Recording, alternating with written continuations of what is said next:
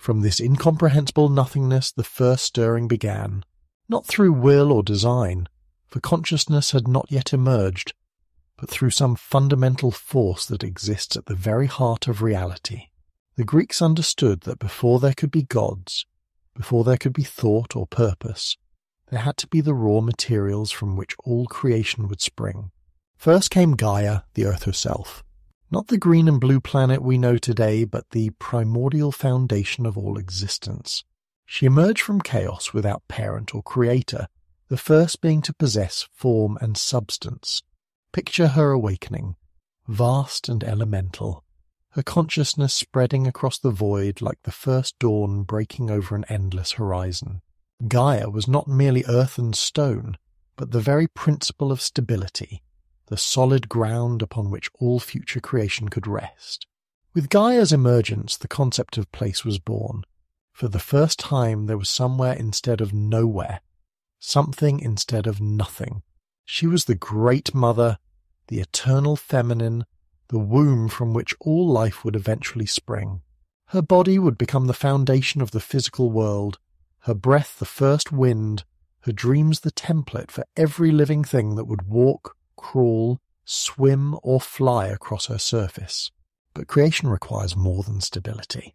Deep beneath Gaia, or perhaps simultaneous with her awakening, came Tartarus, the deep abyss. If Gaia was the principle of form and foundation, Tartarus was the realm of ultimate depth and mystery. Far below the surface world, deeper than the roots of mountains, darker than the spaces between stars, Tartarus stretched downward into infinity. This was not merely a place, but a being, conscious and ancient, the personification of the deepest depths, the final destination for those who defied the cosmic order. The Greeks understood that creation requires both height and depth, surface and abyss. Tartarus would become the prison of the defeated, the realm where cosmic justice would be administered to those who challenged the fundamental laws of existence. His presence from the very beginning reminds us that even in the first moments of creation, the seeds of conflict and consequence were already planted. Then came Eros, and with him, the force that would drive all future creation. This was not the cherubic Cupid of later tradition, but something far more primordial and powerful. Eros was pure creative force, the cosmic attraction that draws things together, the fundamental energy that transforms chaos into cosmos. Without Eros, Gaia would have remained forever alone and static. Without Eros, there could be no combination, no procreation, no evolution from simple to complex. Eros moved through the void like a great wind, carrying with him the power to unite opposites, to create harmony from discord, to bring forth new forms from the marriage of existing elements. He was desire itself, but desire at its most cosmic level. The desire for completion, for growth, for the next stage of existence. In his presence, even the primordial beings began to feel the pull toward each other, the longing that would drive the entire story of creation.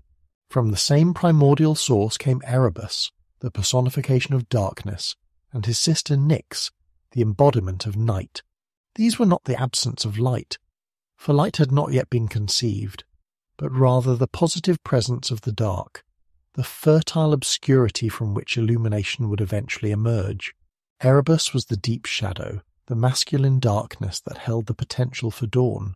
Nyx was the gentle night, the feminine darkness that wrapped around creation like a protective cloak. Together, Erebus and Nyx became the first couple, the first union of male and female principles in the cosmos. From their joining would come Ether, the bright upper air, and Hemera, the day. Even in these earliest moments, the Greeks saw the pattern that would define all existence, the union of opposites creating something new, the dance between darkness and light, masculine and feminine, death and life. Now Gaia, established as the foundation of existence, began to exercise her own creative power. In an act of pure will, without partner or assistance, she brought forth Uranus, the sky. This was parthenogenesis, virgin birth, the Great Mother creating her first child from her own essence.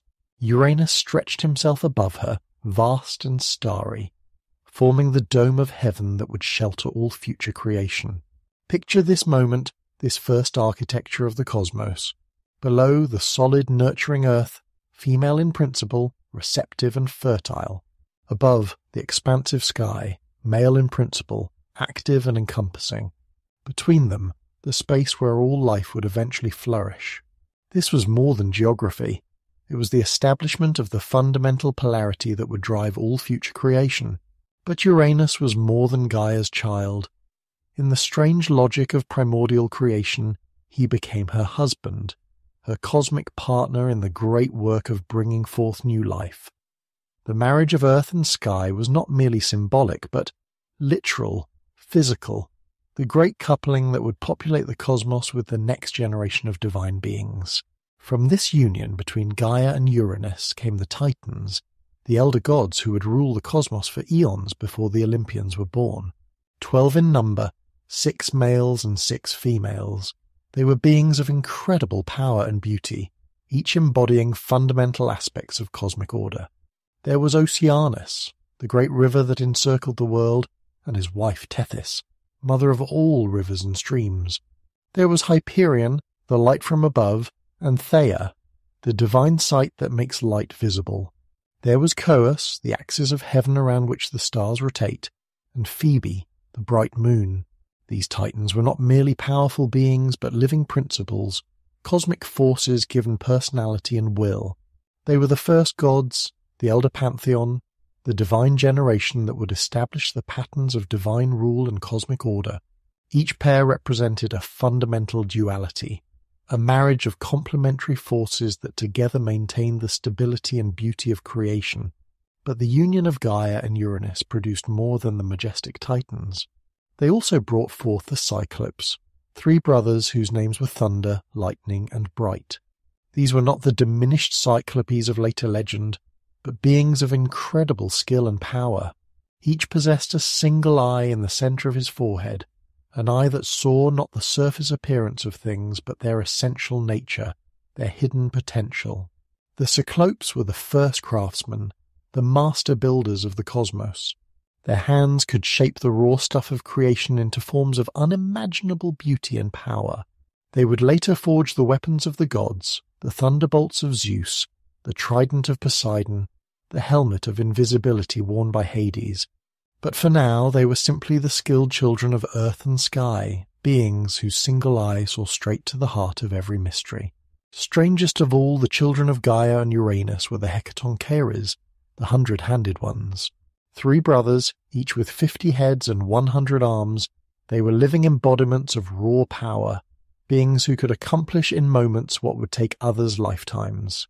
Their very appearance spoke of the wild, untamed energy that still flowed through creation in these early days, the primitive force that had not yet been refined into more elegant forms. But as Uranus gazed upon these children of his union with Gaia, he felt not pride but horror. The Titans were beautiful and noble, but they were also powerful, potentially threatening to his supremacy. The Cyclops and Hecatoncheires were so strange, so primitively powerful, that they seemed more like forces of chaos than proper divine offspring. In his fear and vanity, Uranus made a decision that would echo through all the ages of the cosmos. He seized his youngest children, the Cyclopes and Hecatoncheires, and thrust them back into Gaia's womb, deep into the spaces beneath the earth. There, in the darkness and confinement, they would remain hidden, their power suppressed, their voices unheard. Uranus convinced himself that he was maintaining cosmic order, but he was actually committing the first great injustice, the first abuse of power in the divine realm. Gaia felt her children's pain like physical agony, the cramping, the weight of beings too powerful to be contained, the grief of a mother whose offspring have been stolen and imprisoned. Deep within her earthy flesh, the Cyclopes and Hecatoncheires suffered, and their suffering became her suffering. The first crime had been committed, and it was a parent's crime against his own children. In the depths of her being, Gaia began to plan revenge. She who was the foundation of all stability, the nurturing mother of creation, now felt the first stirrings of revolutionary anger. She could not allow this injustice to stand. Her younger children must be freed, and Uranus must be taught that even the sky cannot escape the consequences of cruelty. From within her own substance, Gaia forged a great sickle of hardest adamant, a blade sharp enough to cut through the very bonds that held creation together. She called her Titan children to her and revealed the weapon, explaining the terrible necessity that drove her to this desperate plan. The task required someone willing to commit violence against his own father, to take up arms against the cosmic order itself. Most of the Titans recoiled from such a deed, but the youngest, Cronus, whose name means time, stepped forward. Perhaps he understood that time itself demands change, that even the most established order must eventually give way to new forms. Perhaps he was simply the most ambitious, the most willing to pay the price of power. That night, when Uranus descended to embrace Gaia as was his custom, Cronus lay in wait. At the moment of supreme intimacy, when the sky god was most vulnerable, most open to his earthly bride, Cronus struck with a great sickle. The blade severed Uranus's manhood, castrating the sky god in one terrible stroke. The scream that followed seemed to tear the very fabric of creation. Uranus pulled back, wounded, emasculated, no longer the confident ruler of all he surveyed. His blood fell like rain across Gaia's surface, and from each drop new forms of life spontaneously generated. Where the blood struck earth, the Furies sprang up, three sisters whose names were endless anger, jealous rage, and vengeful wrath. These were not mere goddesses of punishment, but living principles of cosmic justice, beings who would pursue oath-breakers and criminals to the ends of the earth. Other drops of divine blood became the Meliae, the ash-tree nymphs who would mother the human race of the Bronze Age.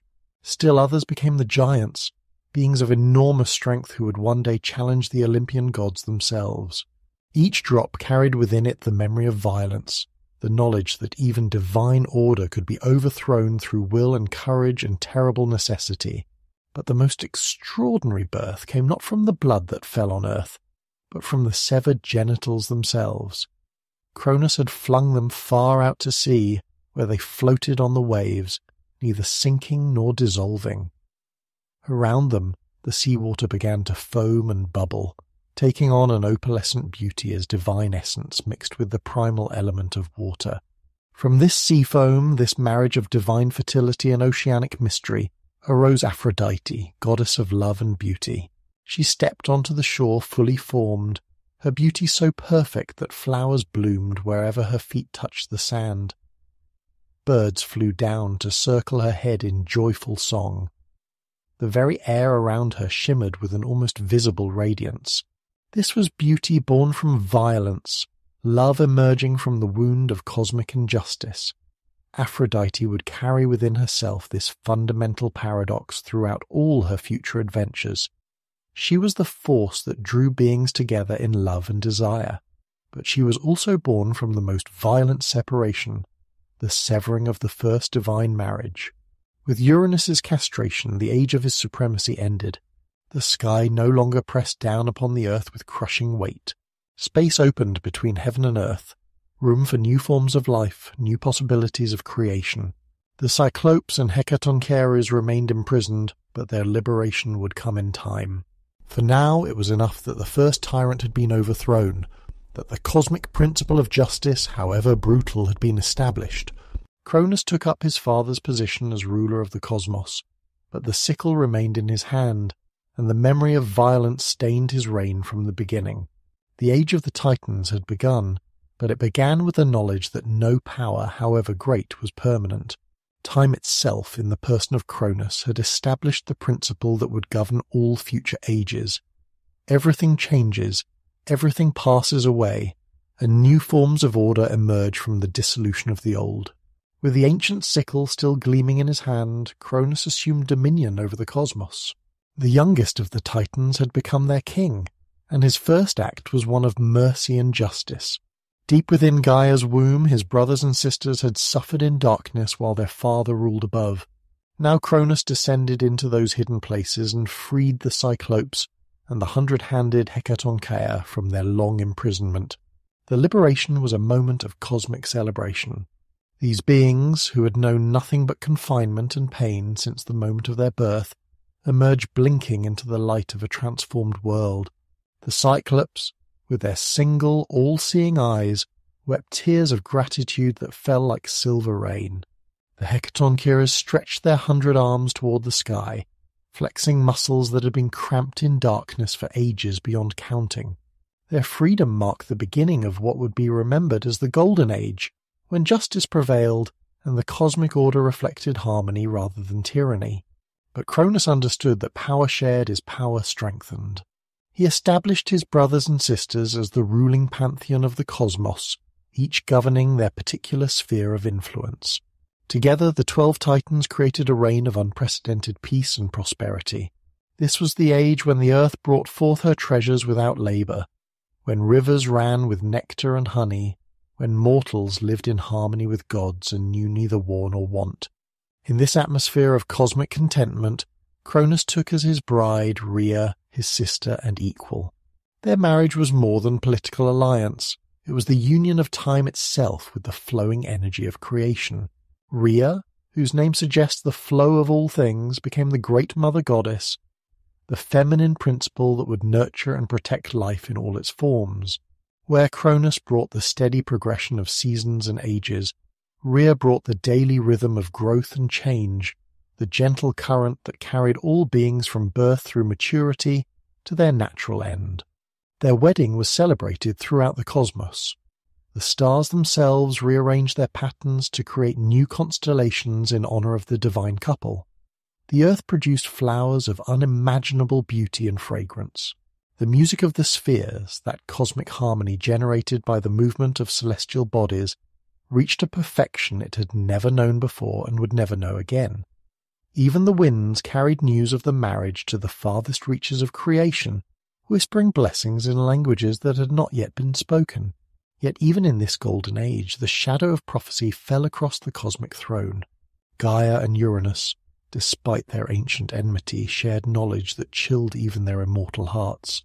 They revealed to Cronus a destiny that seemed as fixed as the movements of the stars themselves.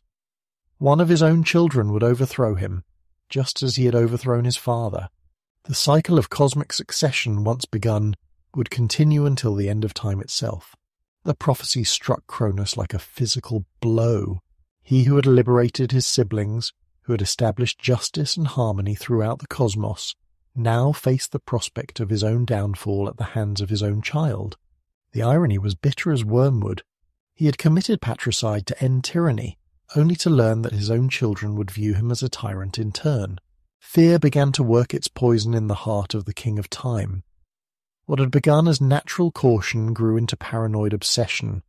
Cronus found himself studying Rhea's face for signs of pregnancy, counting the days and seasons with the precision only the Lord of Time could achieve, waiting for the moment when destiny would begin its inexorable approach.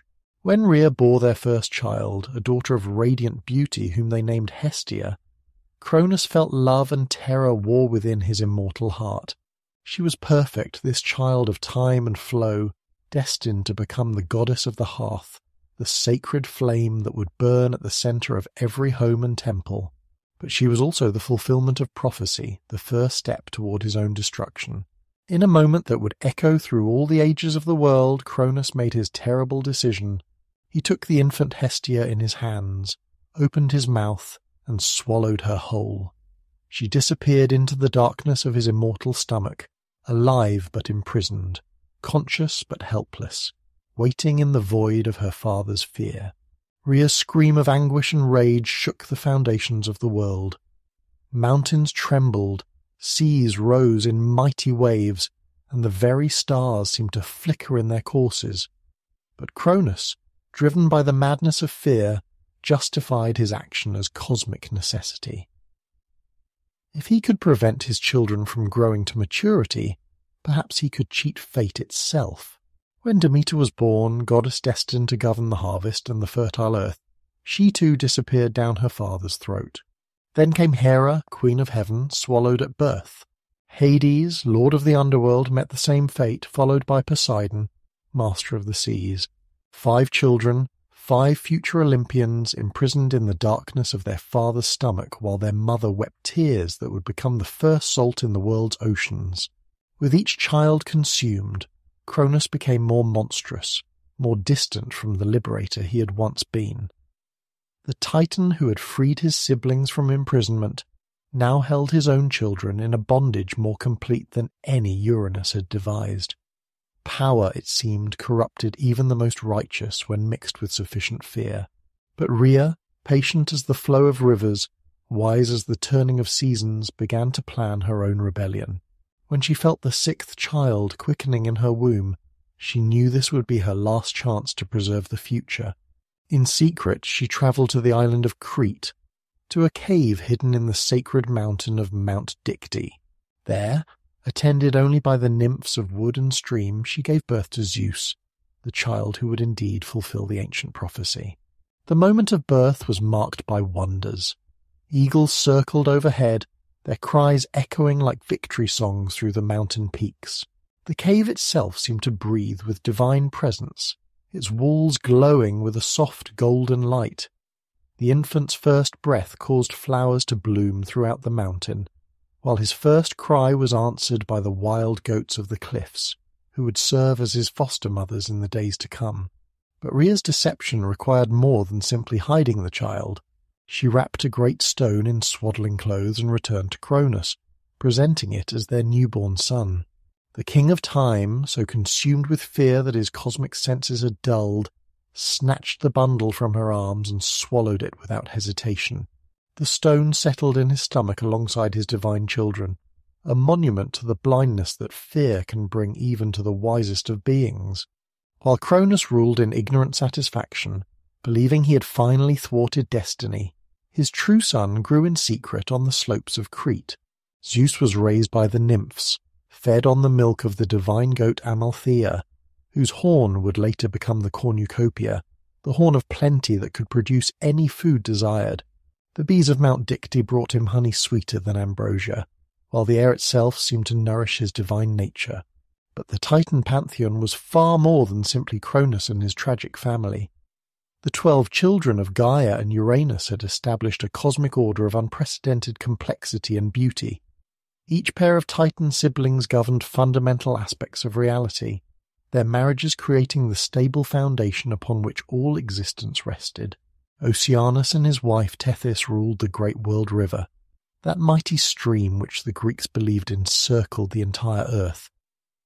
Oceanus was not merely a god of water, but the personification of the cosmic boundary, the edge where the known world met the infinite mystery beyond.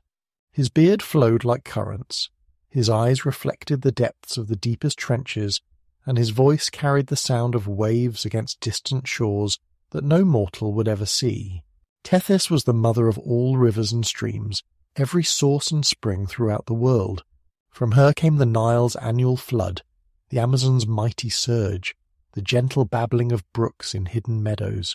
She was fertility in its most essential form, the moisture that makes all life possible, the first drink that nourishes every living thing.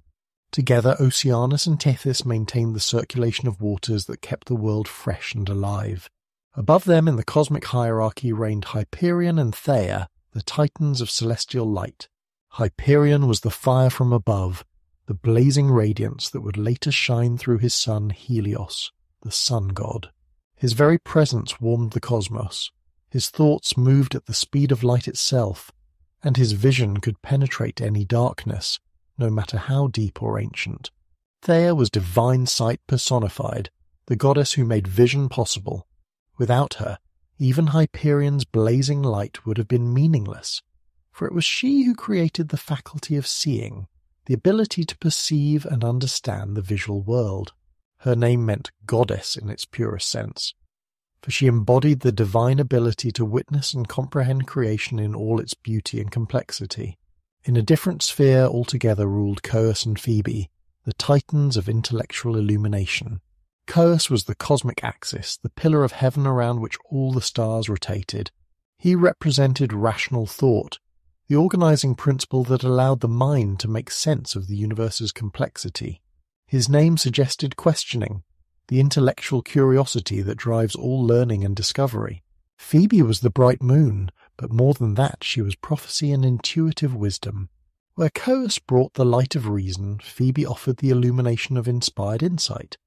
She was the grandmother of Apollo and Artemis, and through them she would pass on the gifts of prophecy and mystical understanding that would guide mortals through their darkest hours. Crius and Eurybia maintained cosmic order through different means.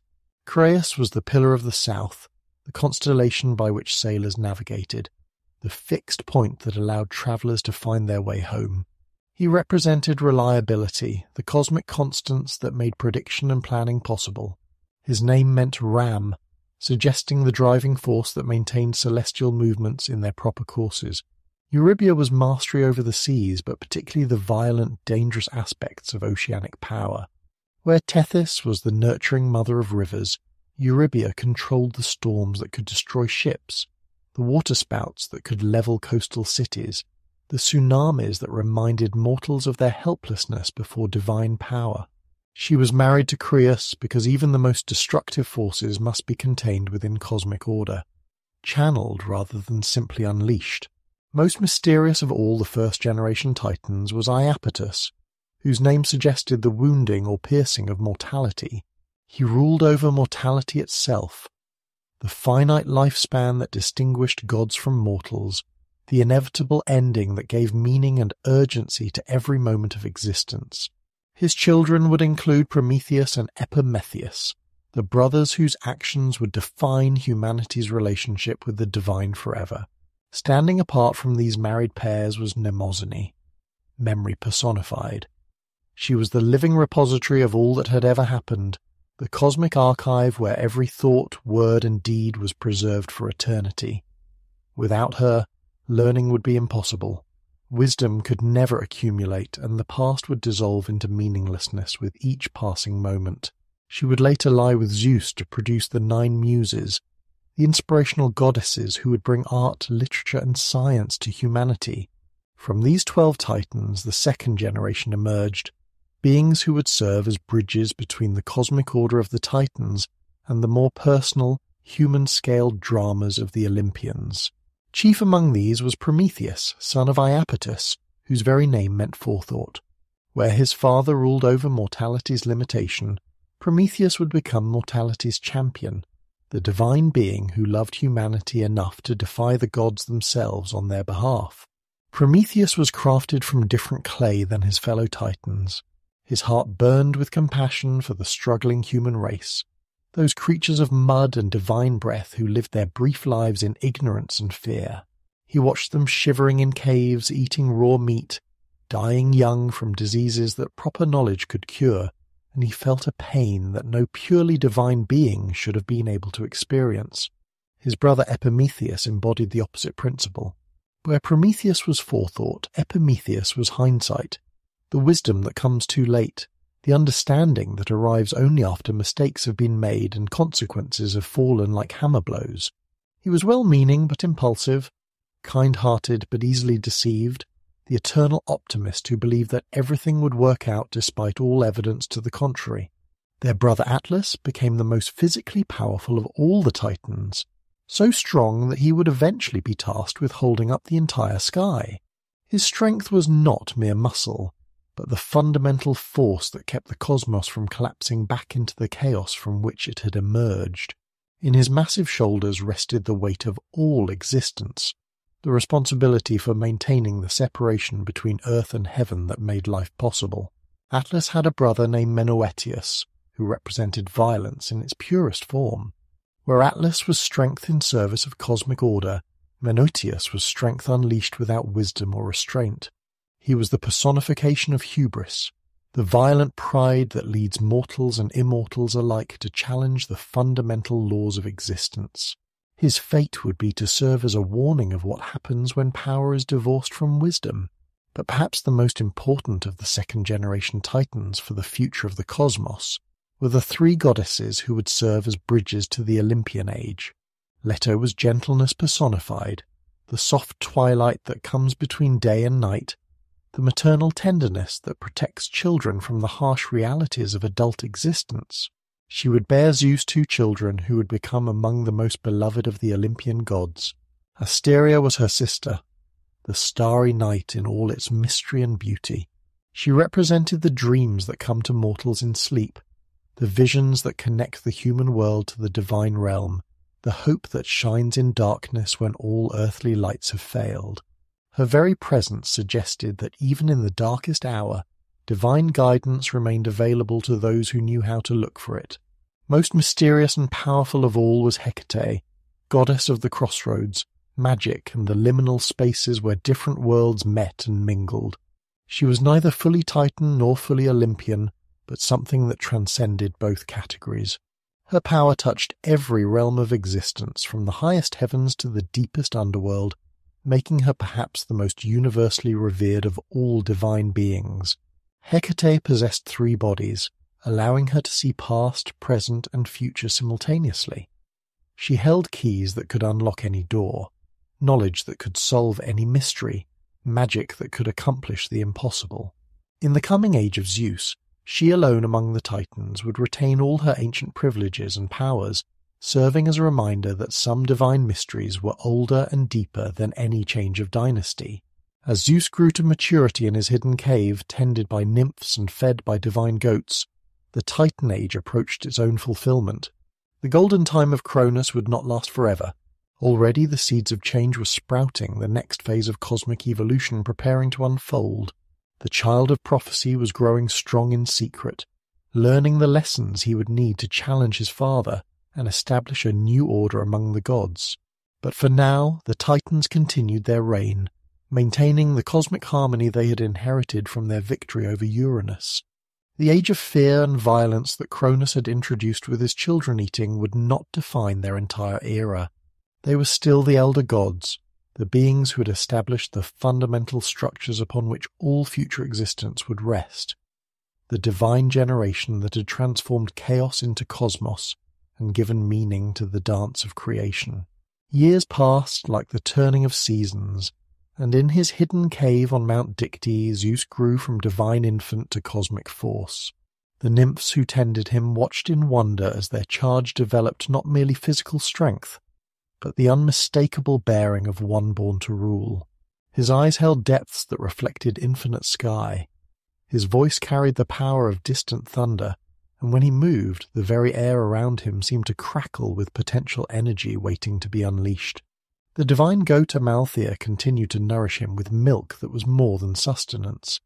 It was liquid starlight, concentrated cosmic power that built in Zeus not merely bones and sinews, but the fundamental authority that would allow him to challenge beings who had ruled since the dawn of creation.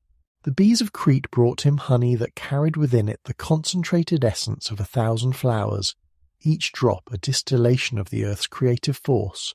But Zeus's education went beyond mere nourishment. The winds themselves became his teachers, carrying to him the voices of all creation. From them he learned the languages of bird and beast, the secret names of mountains and rivers, the hidden harmonies that governed the movement of stars.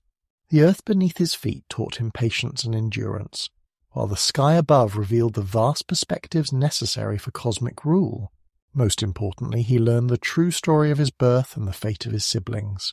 The nymphs, with their connection to all growing things, had felt the anguish that rippled through creation each time Cronus devoured one of his children.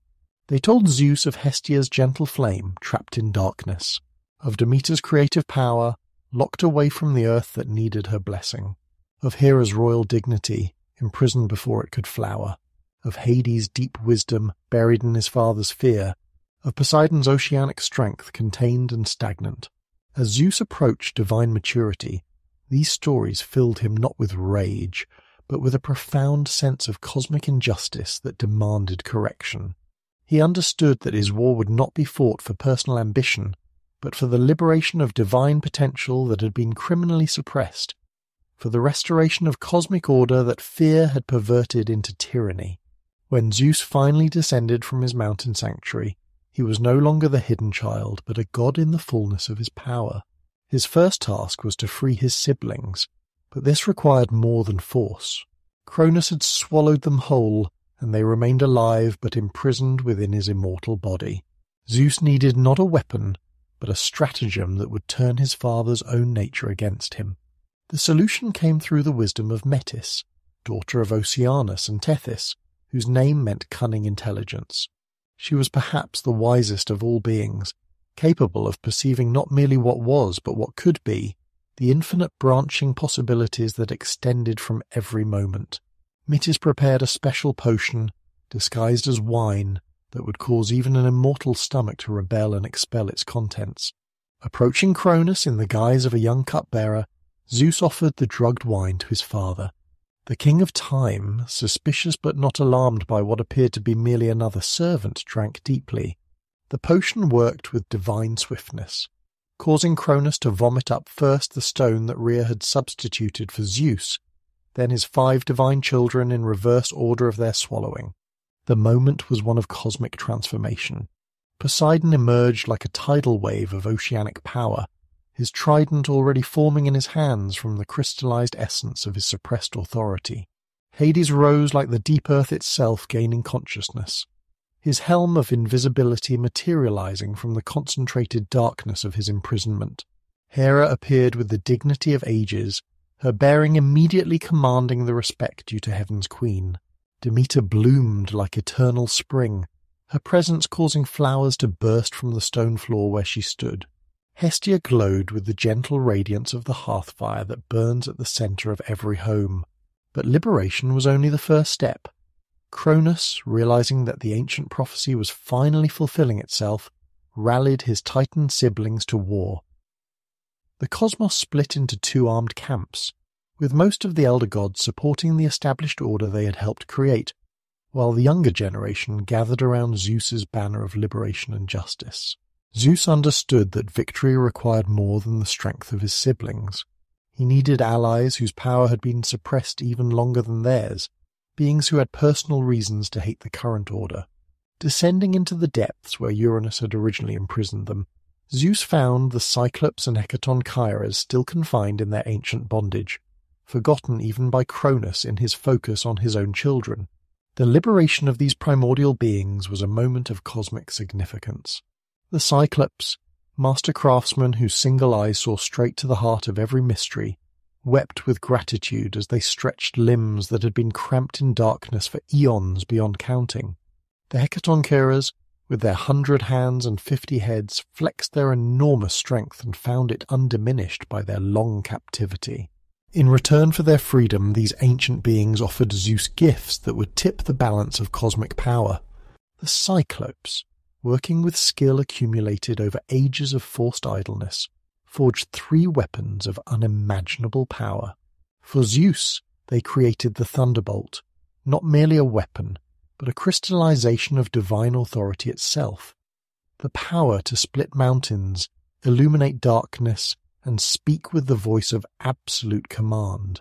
For Poseidon, they forged the trident, 3-pronged symbol of mastery over all waters, capable of causing earthquakes, raising tsunamis, and commanding every creature that swam or sailed upon the world's oceans.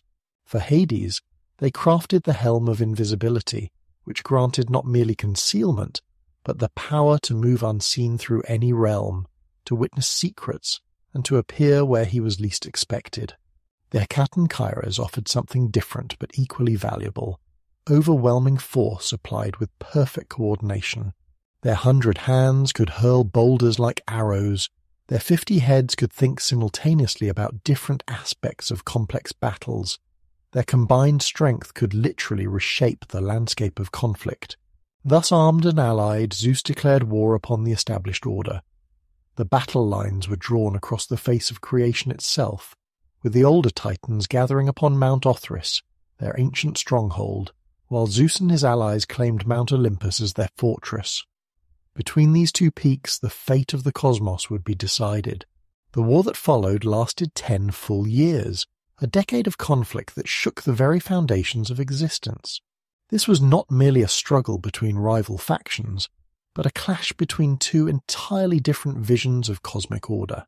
The Titans fought to preserve the world they had built, the golden age of Cronus when stability and tradition had provided peace and prosperity. The Olympians fought for a new vision, one that valued justice over stability, growth over preservation, the liberation of potential over the maintenance of established patterns.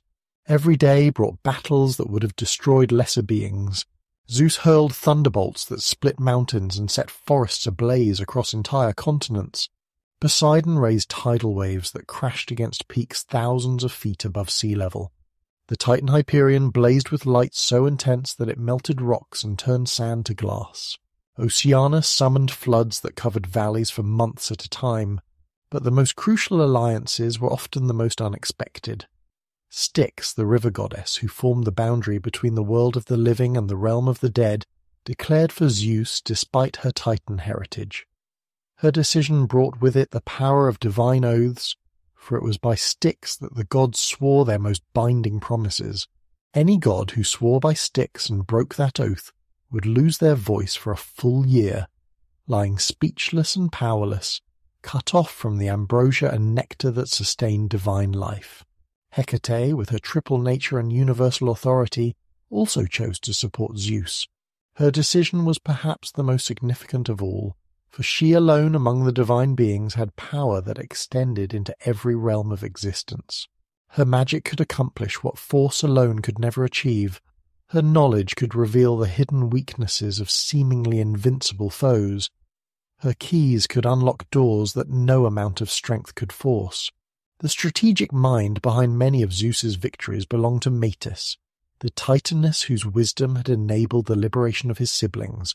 She understood not merely tactics, but the deeper currents of cosmic change, the inevitable patterns that governed even divine conflict. Under her guidance, Zeus learned to fight not just with power, but with intelligence, timing his attacks to exploit the natural rhythms of cosmic force. As the war dragged on, the very fabric of creation began to show the strain. Mountains crumbled under the repeated impact of divine weapons. Seas boiled with the heat of celestial combat. The sky itself cracked in places, revealing glimpses of the primordial chaos that still lurked beyond the borders of ordered existence. It became clear that victory must come soon, or there would be no cosmos left to rule. The decisive moment came when Zeus finally unleashed the full potential of his most powerful allies. The Hecatoncheires descended upon the Titan forces like a living avalanche, their 100 hands hurling boulders with such speed and precision that the very air ignited from friction. The sound of their assault was like continuous thunder, a cosmic drumbeat that shook the foundations of Mount Othrys itself. Under this overwhelming barrage, the Titan lines finally broke. Cronus, seeing his allies scattered and his stronghold crumbling, made one final desperate charge against his prophesied destroyer. Father and son met in single combat that lit up the sky like a second sun, their conflict so intense that mortal eyes could not have witnessed it and retained sight. But Zeus had grown beyond his father's power. Where Cronus fought with the desperate strength of someone trying to preserve what was already lost, Zeus fought with the confident authority of one whose time had finally come. The thunderbolt found its mark, and Cronus fell, not destroyed but defeated. His reign ended, his tyranny finally brought to justice. With their leader fallen, the remaining Titans surrendered or fled. Most were condemned to imprisonment in Tartarus, that deep abyss that had existed since the first days of creation. There, bound with chains forged by the Cyclopes, they would remain until the end of the world, conscious but powerless, a reminder of what happened when cosmic order became twisted by fear and selfishness. Atlas received a different punishment, one that acknowledged his great strength while ensuring he could never again use it in rebellion. Zeus condemned him to hold up the sky itself, to stand at the western edge of the world and bear upon his mighty shoulders the entire weight of the heavens. This was not merely punishment but cosmic necessity, for someone had to maintain the separation between earth and sky that made life possible.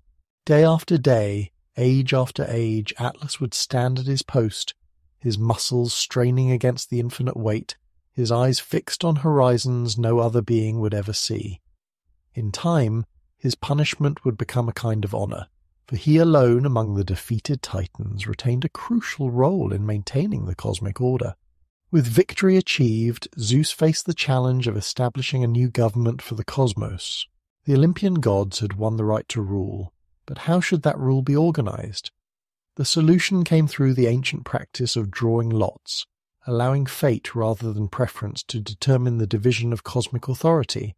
Zeus drew the sky, becoming king of heaven and master of the air that mortals breathe. His realm included not merely the physical atmosphere, but the ethereal spaces where divine will translated into natural law, where prayers rose and blessings descended, where the great decisions that shaped mortal and immortal fate were made. Poseidon drew the sea, becoming lord of all waters, master of earthquakes, commander of the creatures that swam in ocean depths. His domain was vast and mysterious, encompassing not merely the surface waves that sailors knew, but the deep currents that circulated around the world, the underground streams that fed springs and wells, the moisture that rose as clouds and fell as rain. Hades drew the underworld, becoming king of the dead, ruler of the vast realm beneath the earth where the souls of mortals went after death. His kingdom was the largest of all, for it contained not merely the recently dead, but everyone who had ever lived, the accumulated population of all the ages since humanity first drew breath. The earth itself remained common to all three brothers, a neutral ground where their authority overlapped and intersected. This arrangement recognized that the cosmos was not merely a collection of separate realms, but an integrated whole where sky, sea, and underworld worked together to maintain the great cycles of existence. Thus began the age of Zeus, the reign of the Olympians, the new cosmic order that would govern the universe until the end of time itself. The golden age of the Titans had passed, but from its ashes had risen something new and different, a dispensation that valued justice over stability, growth over preservation, the liberation of potential over the maintenance of established patterns. The war for the cosmos was over. The age of heroes and mortals was about to begin. With the cosmos divided and the new order established, the victorious gods took residence upon Mount Olympus, that peak so high its summit pierced the very boundary between earth and heaven. Here, where mortal feet could never tread and mortal eyes could never see, they built palaces of such beauty that even the memory of them would drive poets to ecstasy and despair. The mountain itself became more than geography. It transformed into the axis around which the entire universe turned, the sacred center from which divine will flowed outward to touch every corner of creation.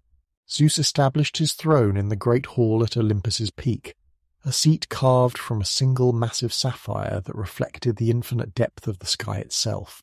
From here, his gaze could encompass all creation simultaneously, watching the flight of sparrows in Mediterranean groves while observing the migration of whales through Arctic seas. His voice, when he chose to speak with full authority, could be heard as thunder from the Atlantic to the Pacific, while his slightest gesture could summon storms that would reshape coastlines, or gentle breezes that would carry lovers' whispers across continents. But Zeus understood that absolute power required wise counsel and skilled administration. The cosmos was too vast and complex for even the king of gods to govern alone. Thus began the careful selection and elevation of the 12 great Olympians, each governing crucial aspects of existence, each bringing unique gifts to the divine council that would guide the universe through all its future ages. Hera, most noble and imperious of goddesses, became queen of Olympus by right of marriage and divine authority.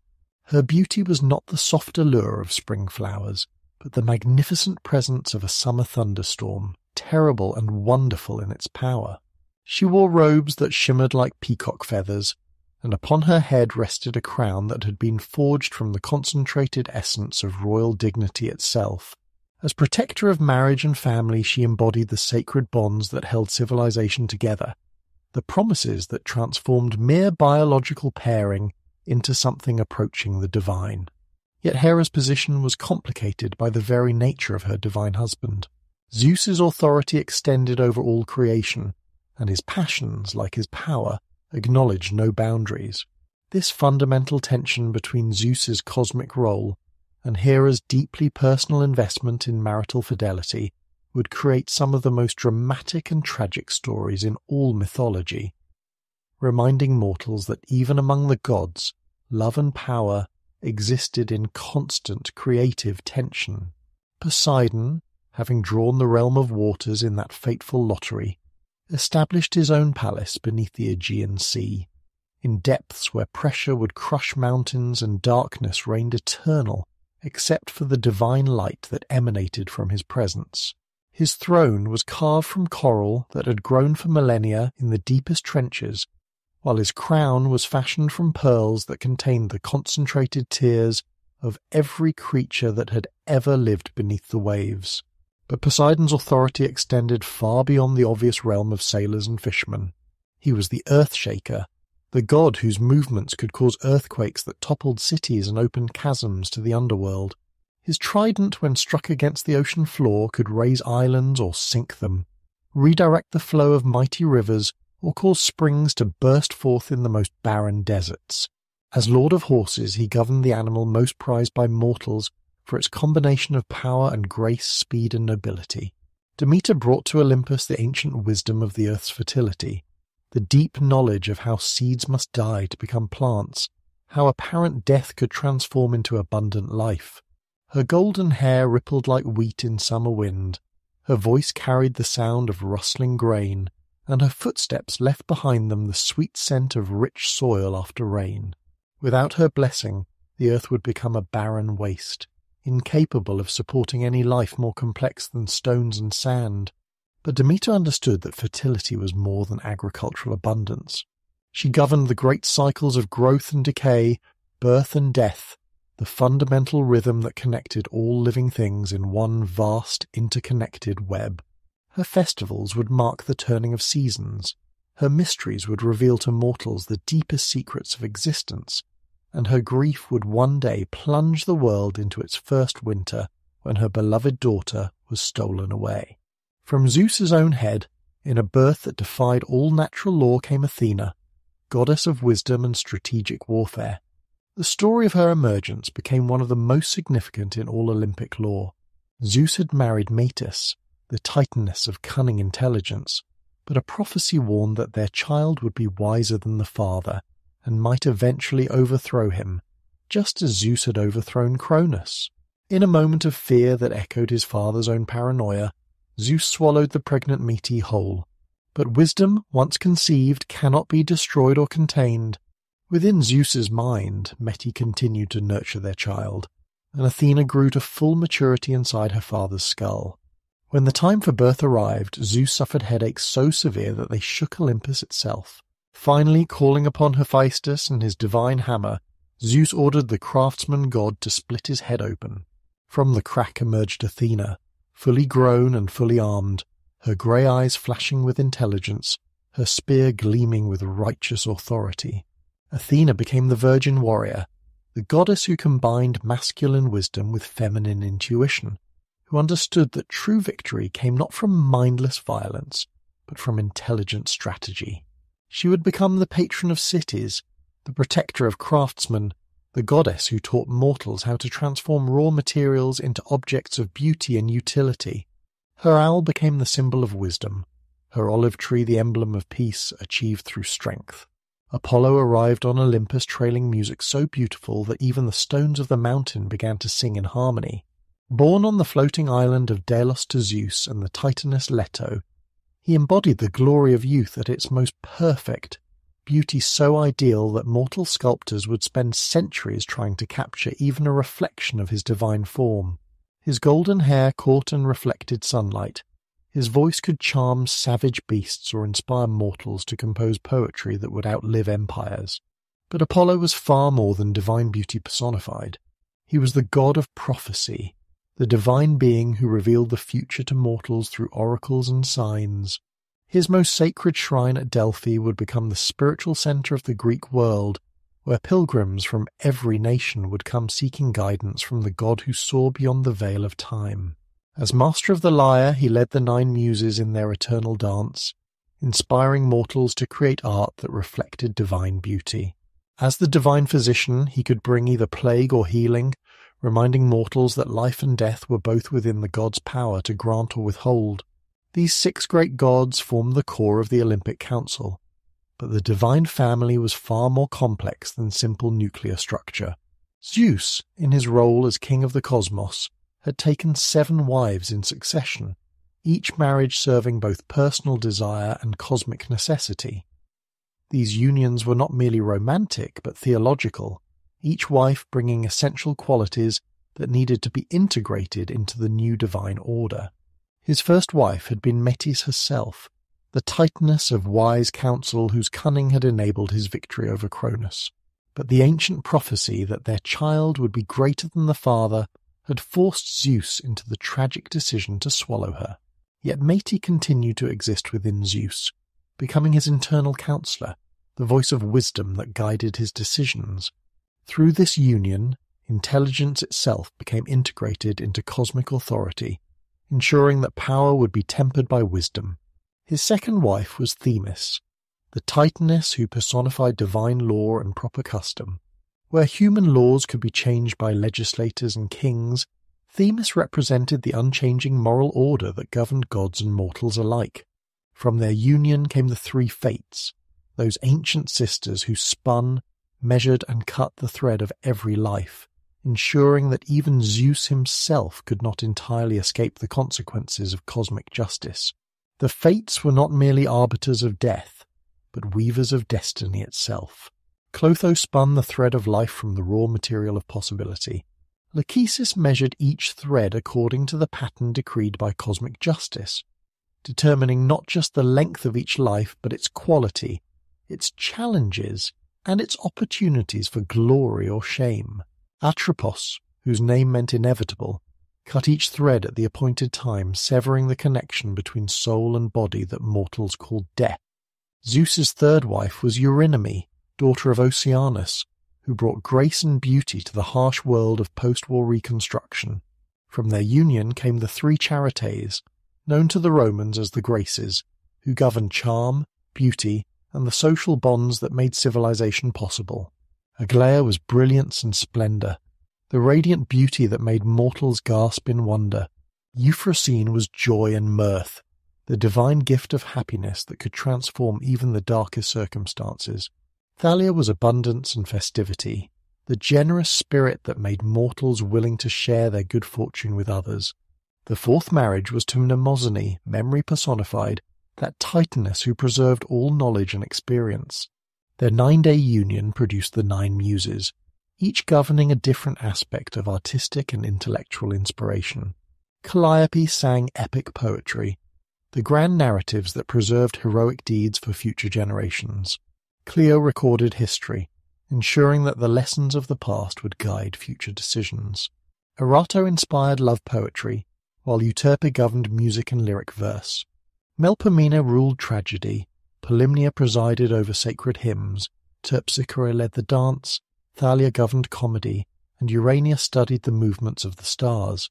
Through the Muses, Zeus ensured that mortals would possess the divine gifts necessary to create art, literature, and science.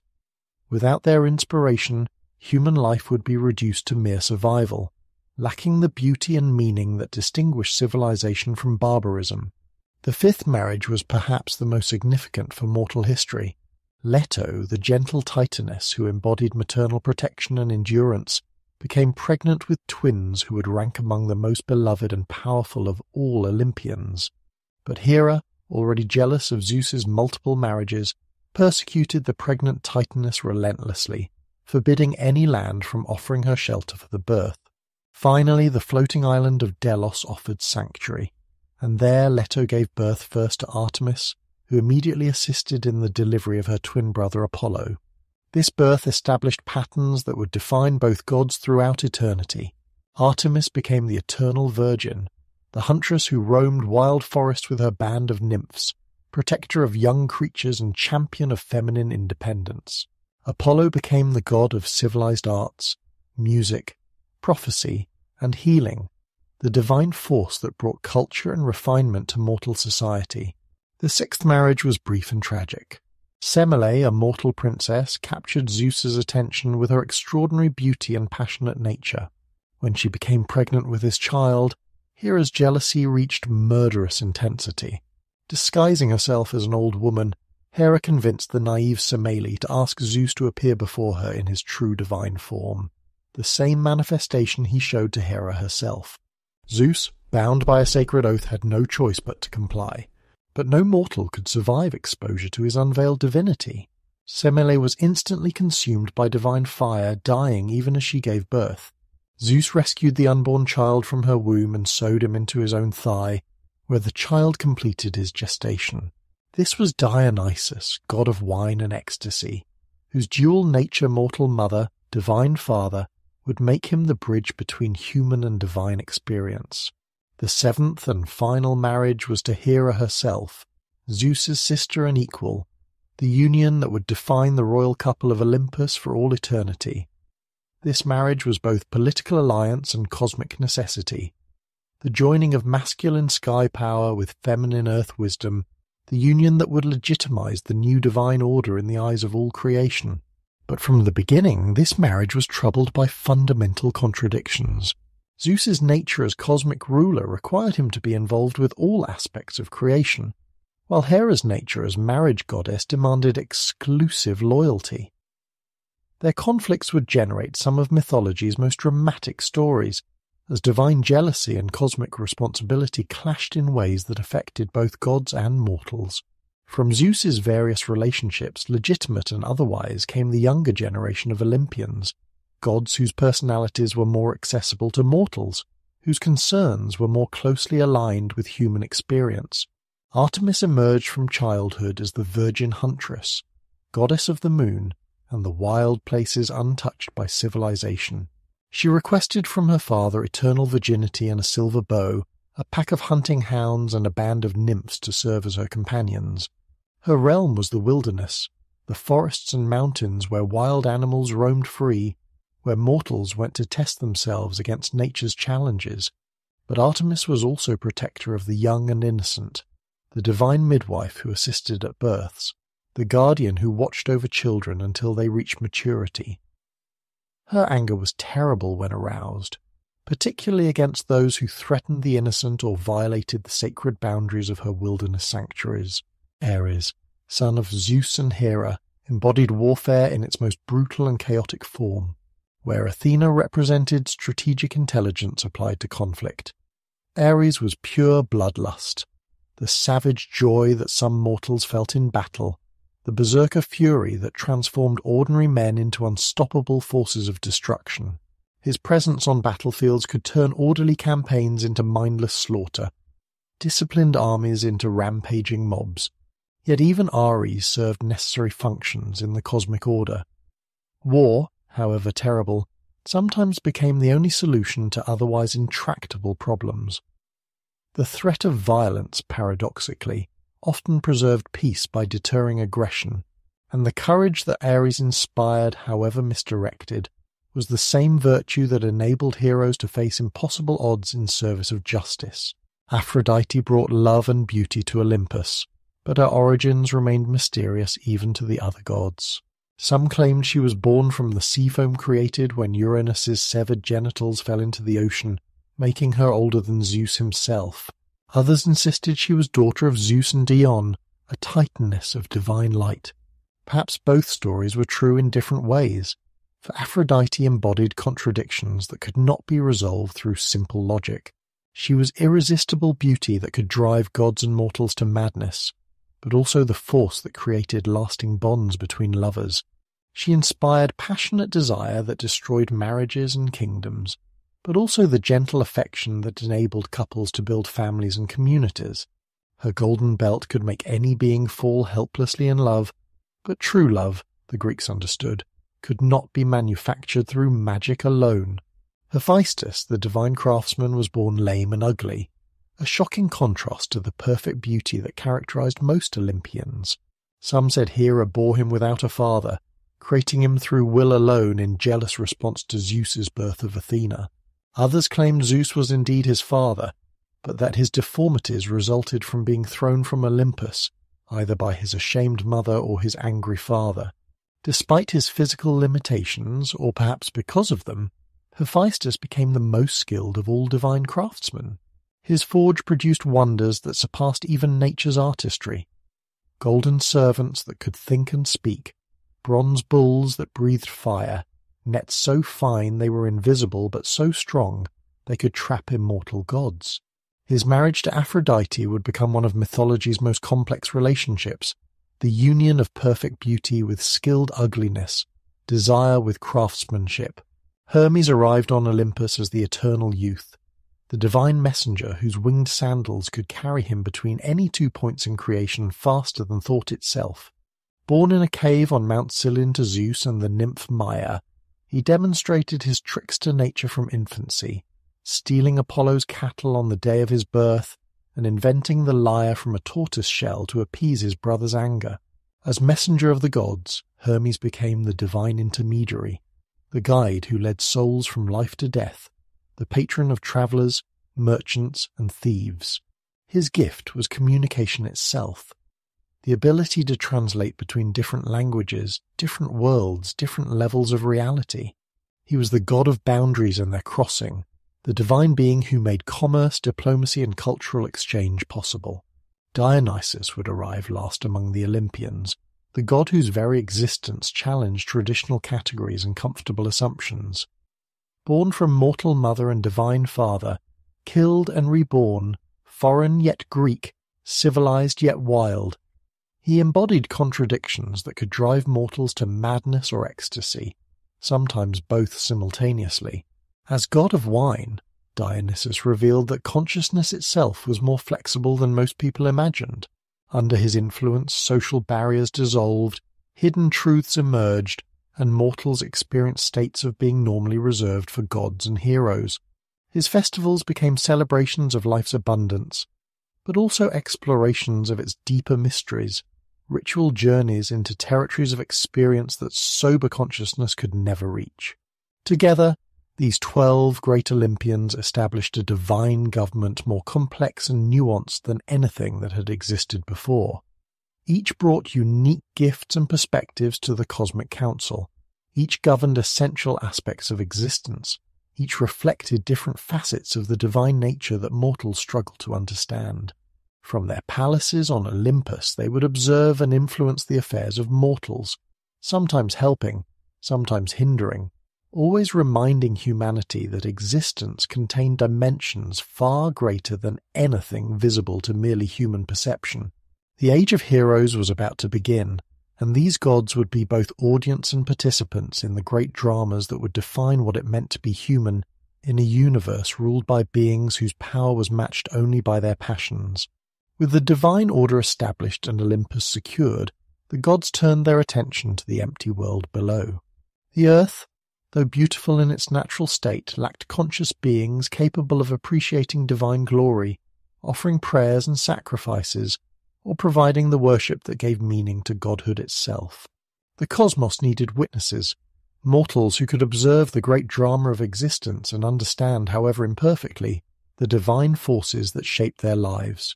Among the Titans who had sided with Zeus during the Great War, none felt this need more keenly than Prometheus, whose very name meant forethought. Son of Iapetus and the Oceanid Clymene, Prometheus possessed a mind that could perceive not merely what was, but what could be, the infinite potential that lay dormant in the raw materials of creation.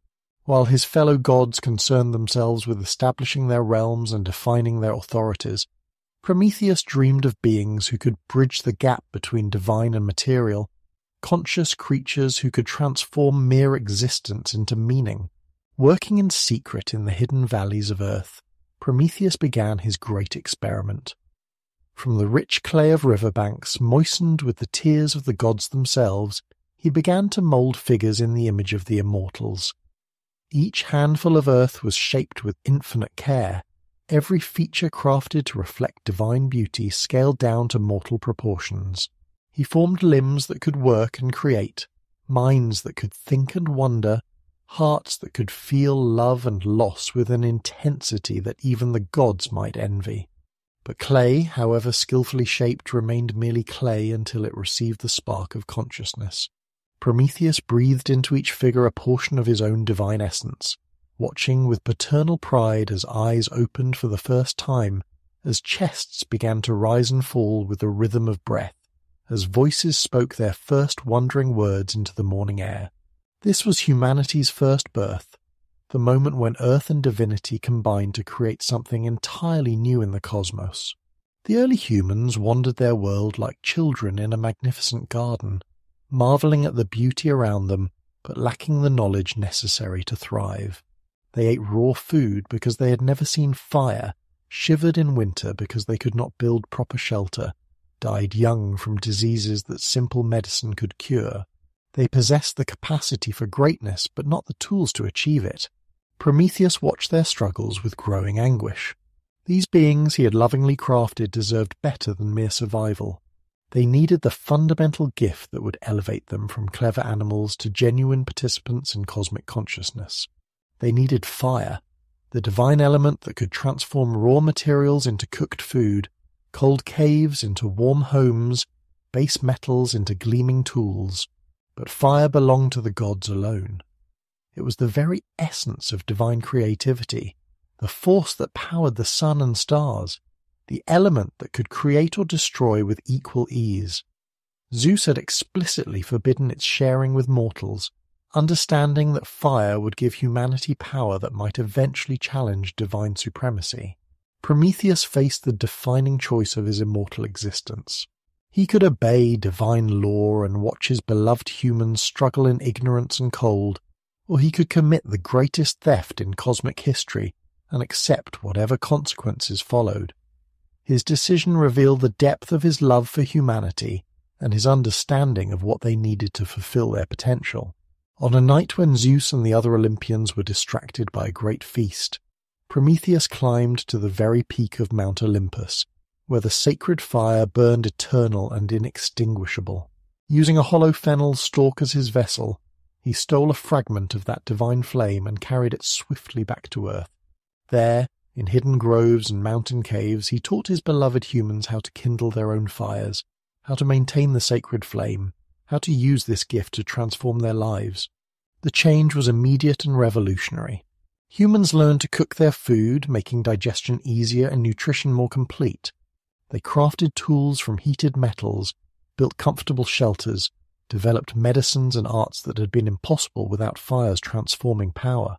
Their lifespans increased, their population grew, their cultures became more complex and sophisticated.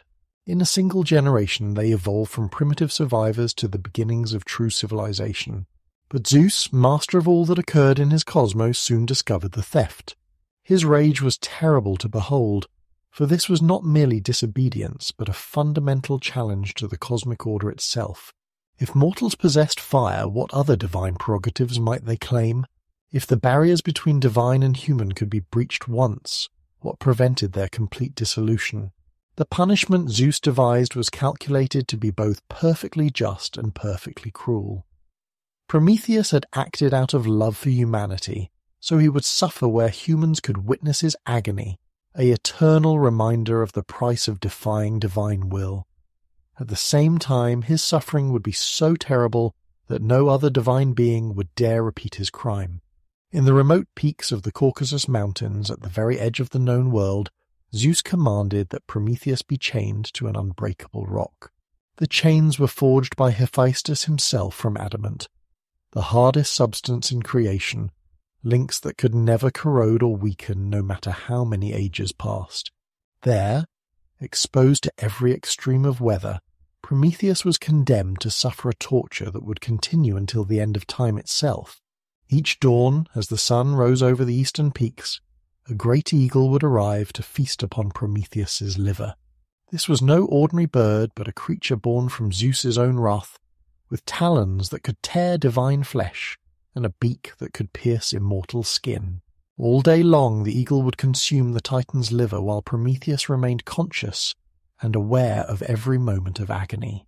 But because Prometheus was immortal, each night his liver would regenerate completely, restoring itself to wholeness so that the torture could begin anew with the next sunrise. Day after day, year after year, century after century, the cycle continued without variation or mercy. The Titan who had loved humanity enough to defy the gods suffered eternally for that love, his screams echoing across the mountains as a warning to any who might consider similar acts of rebellion. Yet Zeus's anger demanded more than the punishment of Prometheus alone. Humanity itself must be taught that accepting stolen gifts carried consequences, that their elevation above their intended station required a price that they too must pay. Working with all the Olympians, Zeus devised a creation that would be both gift and curse, a being so beautiful and compelling that no mortal could resist her, yet carrying within herself the seeds of humanity's first great calamity. This would be the first woman, crafted not from earth and water like Prometheus's humans, but from the combined efforts of all the gods, each contributing elements that would make her irresistibly attractive and ultimately destructive. Hephaestus shaped her body from the finest clay, his divine craftsmanship creating forms of such perfect beauty that even the gods paused in wonder at their creation. Athena dressed her in silver robes that shimmered like moonlight on water, and taught her the domestic arts that would make her valuable to any household. Apollo gave her a voice that could charm birds from trees and make the very stones weep with its beauty. Aphrodite bestowed upon her the gift of irresistible allure, the power to kindle desire in any heart, the dangerous beauty that could drive mortals to madness and desperation. Demeter taught her the secrets of growing things, how to make gardens flourish and orchards bear abundant fruit. Artemis gave her grace in movement, the flowing elegance that would make her dancing a joy to observe. But the most significant gift came from Hermes, the messenger god who understood the power of communication and deception. He gave her a mind filled with cunning thoughts, the ability to speak persuasively and convincingly, and most dangerously of all, a curiosity so intense that no mystery could remain unexplored, no forbidden thing untouched. Zeus named her Pandora, meaning all-gifted, for she possessed presence from every member of the divine pantheon. But her greatest gift was also her most terrible burden, a sealed jar, given to her with strict instructions never to open it under any circumstances. The jar was beautiful beyond description, crafted from precious metals and adorned with jewels that seemed to hold captured starlight, so lovely that simply looking upon it filled the viewer with desperate longing to see what treasures it might contain. Pandora was sent to Earth as a bride for Epimetheus, Prometheus's brother, whose name meant hindsight and who possessed the unfortunate tendency to understand situations only after their consequences had become irreversible. Despite his brother's warnings to accept no gifts from Zeus, Epimetheus was completely enchanted by Pandora's beauty and welcomed her into his home as his beloved wife. For a time their marriage was blissful. Pandora proved to be everything the gods had designed her to be. Beautiful, charming, skilled in all domestic arts, a perfect companion who brought joy and prosperity to her husband's household. But always, in the corner of their home, sat the mysterious jar, its beauty growing more compelling with each passing day. Pandora's divine curiosity worked upon her consciousness like a slow poison.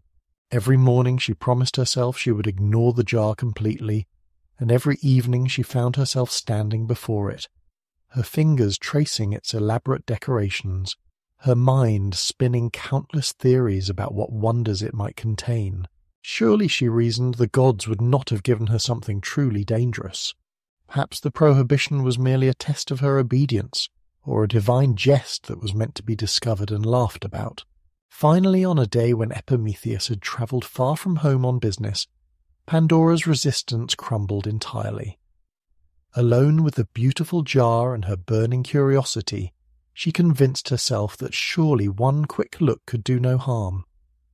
Her trembling hands lifted the heavy lid, and in that moment she changed the nature of human existence forever. From the opened jar flew every evil that would plague humanity for all time to come. Disease and death emerged first, followed by hatred, envy, greed, and warfare. Famine and plague spread their dark wings across the world, while madness and despair settled like clouds over human settlements.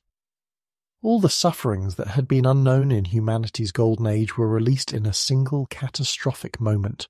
Pandora, horrified by what she had unleashed, slammed the lid shut as quickly as possible, but it was too late. The evils had escaped and spread across the world like wildfire, touching every human life, introducing pain and loss to a species that had known only simple pleasures and natural death. But Zeus, for all his anger at humanity, was not entirely without mercy. At the very bottom of the jar, beneath all the evils that had been released, lay one final gift: hope. This alone remained trapped within the jar when Pandora closed the lid, the one power that could help humanity endure all the sufferings that had been unleashed upon them. Hope was perhaps the most paradoxical of all divine gifts. Sometimes it sustained mortals through their darkest hours, giving them strength to persevere when all seemed lost. Sometimes it deceived them with false promises, prolonging suffering that might otherwise end swiftly. But always, it remained the one thing that no calamity could completely destroy, the ember of possibility that burned in every human heart regardless of circumstances. As generations passed and humanity multiplied across the earth, Zeus observed their development with growing displeasure. The evils released from Pandora's jar had indeed caused suffering, but they had also spurred human creativity and achievement. Faced with disease, mortals developed medicine. Confronted with war, they created stronger bonds of loyalty and brotherhood. Challenged by death, they produced art and literature that sought to preserve meaning beyond the grave. Most troubling of all, humans began to demonstrate a disturbing tendency toward violence and injustice against one another. The simple, innocent creatures that Prometheus had originally crafted had evolved into complex beings capable of great kindness and terrible cruelty, often within the same individual. Their crimes grew more sophisticated, their capacity for evil more refined, until even Zeus began to question whether humanity deserved to continue existing. The final provocation came when mortals began to practice human sacrifice, offering the lives of their own children to curry divine favor. This perversion of proper worship disgusted Zeus beyond tolerance.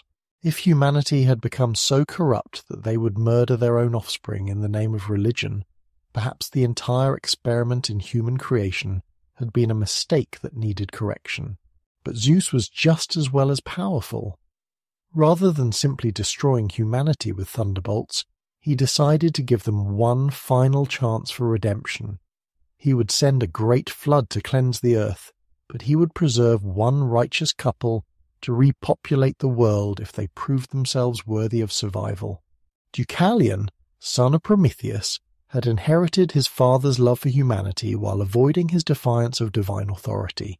He was a just man who ruled wisely, protected the innocent, and maintained proper reverence for the gods.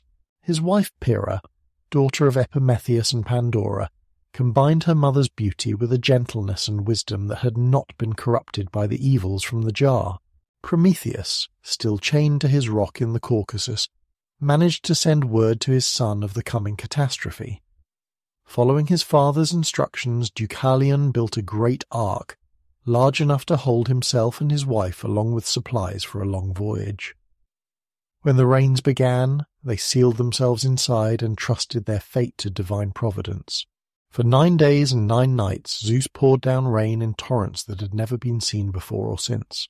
Every river overflowed its banks, every sea rose to cover coastlines, every valley became a lake. Mountains disappeared beneath the rising waters, and the entire human civilization was swept away as if it had never existed. Only Deucalion and Pyrrha, floating in their ark above the world ocean, survived to witness the complete cleansing of the earth.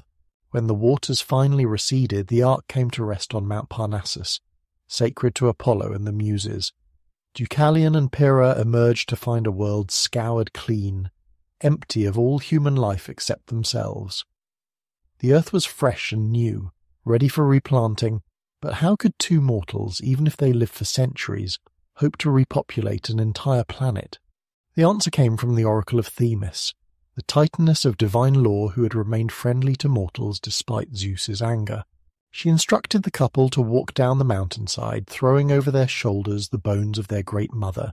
At first this seemed like sacrilege, but Deucalion realized that their great mother was Earth herself, and her bones were the stones scattered across the mountain slopes.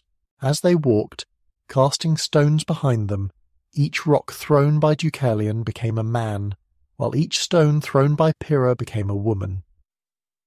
These new humans were harder and more resilient than the original race, born from Earth's bones rather than soft clay, capable of enduring the harsh world that the flood had left behind. Thus began the Age of Bronze, when humanity learned to work with harder metals and face greater challenges.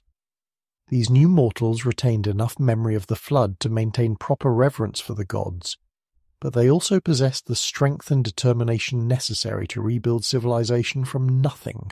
They were the ancestors of the heroes who would soon stride across the world, performing deeds that would be remembered until time itself came to an end. The cycle of creation, corruption, destruction, and renewal was complete. Humanity had learned that divine gifts carried divine responsibilities, that great power required great wisdom, and that the gods watched everything, remembering every deed and eventually calling everyone to account. From this foundation of earned humility and hard-won wisdom, the true Age of Heroes would finally begin. From the stones cast by Deucalion and Pyrrha arose a generation harder than their predecessors, mortals who inherited both the resilience of Earth's bones and the memory of divine judgment.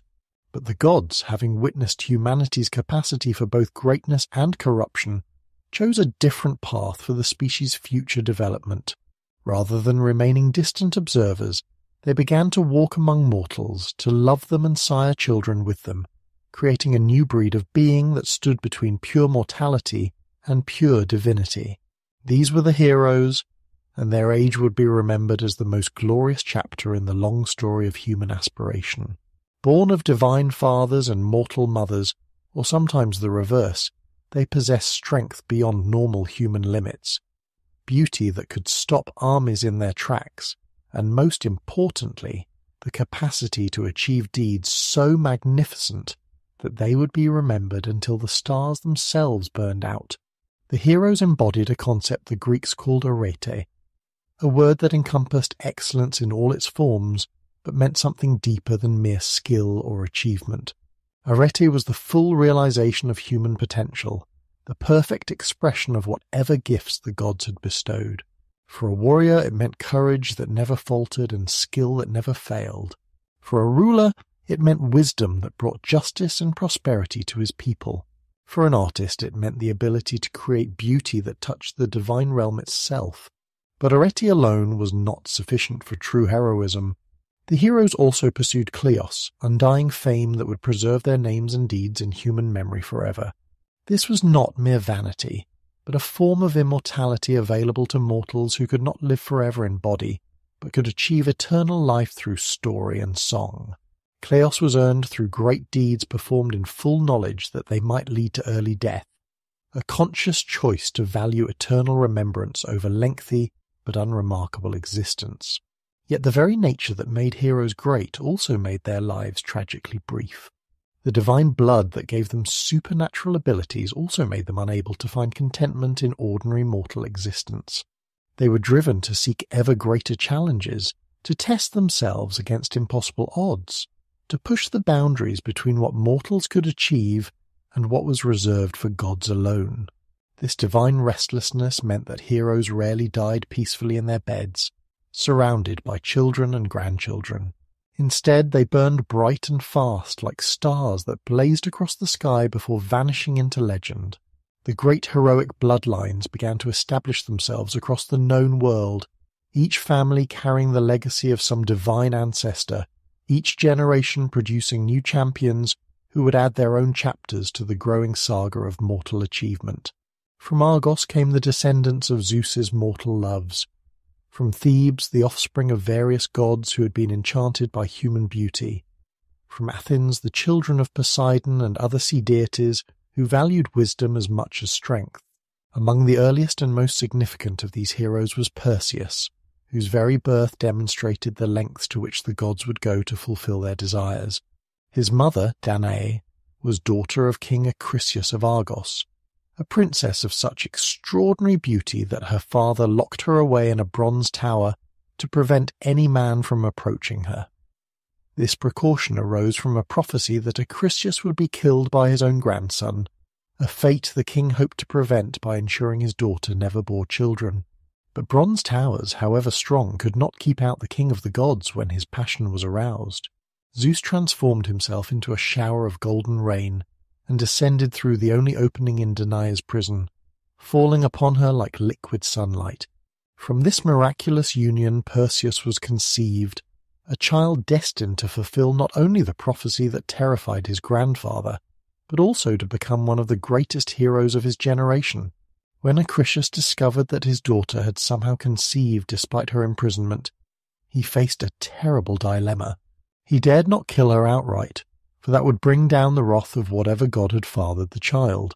Instead, he sealed both mother and infant in a wooden chest and cast them into the sea, hoping that the waves would accomplish what he did not dare do directly. But Zeus protected his mortal family, guiding the chest across the wine-dark sea to the island of Seriphos, where it was discovered by Dictys, a fisherman whose kindness extended to taking in the strange refugees. Danae and Perseus found sanctuary in this humble home, and the hero grew to manhood knowing that he was son of Zeus, but not yet understanding what that divine heritage would require of him. The demand came when Perseus reached adulthood, and King Polydectes of Seriphos, Dictys' brother, began pursuing Danae with unwanted attentions. To remove the young man who protected his mother so fiercely, Polydectes announced that he was marrying another and required wedding gifts from all his subjects. When Perseus, having no wealth to offer, boasted that he could bring any gift the king desired, Polydectes requested the head of Medusa, one of the 3 Gorgon sisters whose gaze turned any living creature to stone. This seemed like certain death, a clever way to rid himself of an inconvenient protector. The Gorgons dwelt at the very edge of the world, in places where night met day, and the normal laws of existence grew thin and strange.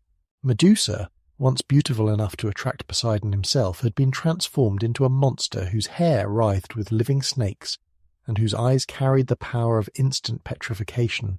Heroes far greater than Perseus had attempted to kill her, and all had become marble statues decorating her lair. But Perseus had inherited more than divine strength from his father. As he prepared for his impossible quest, the gods themselves came to his aid. Athena, perhaps respecting his courage or sympathizing with his plight, provided him with a shield so brightly polished that it could serve as a perfect mirror, allowing him to see Medusa's reflection without meeting her deadly gaze directly. Hermes contributed winged sandals that could carry Perseus through the air faster than any bird, along with a sword sharp enough to cut through the Gorgon's bronze-hard scales. Most crucially, Hades provided his helm of invisibility, the same divine artifact forged by the Cyclops during the war against the Titans, which would allow Perseus to approach his target unseen and escape before her sisters could take revenge. The quest itself required not just courage, but cunning and divine guidance. Perseus first had to locate the Gorgon's lair, a task that led him to the 3 Grey Sisters, ancient crones who shared a single iron tooth among them. By stealing their eye at the moment they passed it from one to another, Perseus forced them to reveal the location of their terrible sisters. Flying on Hermes' sandals across seas and continents, Perseus finally reached the cursed island where the Gorgons dwelt. Using Athena's shield as a mirror and protected by Hades' helm, he crept through a garden of stone statues that had once been living warriors, each frozen in attitudes of terror and despair. At the center of this petrified graveyard he found Medusa herself, the only mortal among the 3 sisters, sleeping fitfully while her snake hair hissed and writhed around her head. With a single stroke of Hermes' divine sword, Perseus severed Medusa's head, catching it in a special bag without ever looking directly upon it. At the moment of her death, 2 miraculous births occurred from her spilled blood. Pegasus, the winged horse that would later serve other heroes, sprang fully formed from her neck, while Chrysaor, a giant with a golden sword, emerged to stride across the earth seeking his own destiny. But Perseus's adventures were far from over. Flying home with his terrible prize, he passed over the coast of Ethiopia, where he witnessed a scene that demanded heroic intervention. Chained to a rocky cliff above the crashing waves was Andromeda, daughter of King Cepheus and Queen Cassiopeia, offered as a sacrifice to appease the sea monster Cetus. Cassiopeia's vanity had brought this curse upon her family. She had boasted that her daughter's beauty surpassed that of the Nereids, the 50 sea nymphs who served Poseidon. The offended nymphs had petitioned the sea god for justice, and Poseidon had responded by sending Cetus to ravage the Ethiopian coast until Andromeda was surrendered to feed its hunger.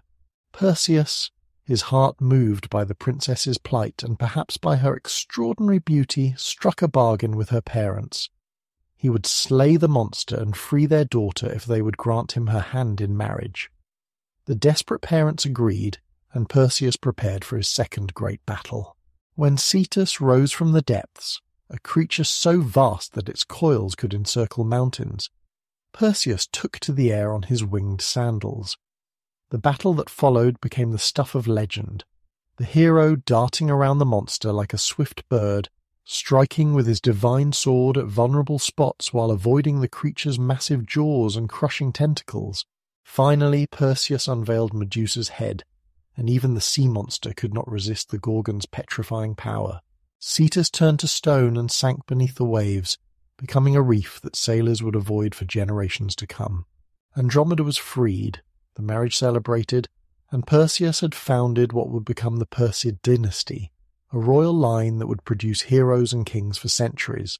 But it was Heracles, son of Zeus and the mortal woman Alcmene, who would become the greatest of all heroes, the one whose strength and achievements would serve as the standard by which all others were measured.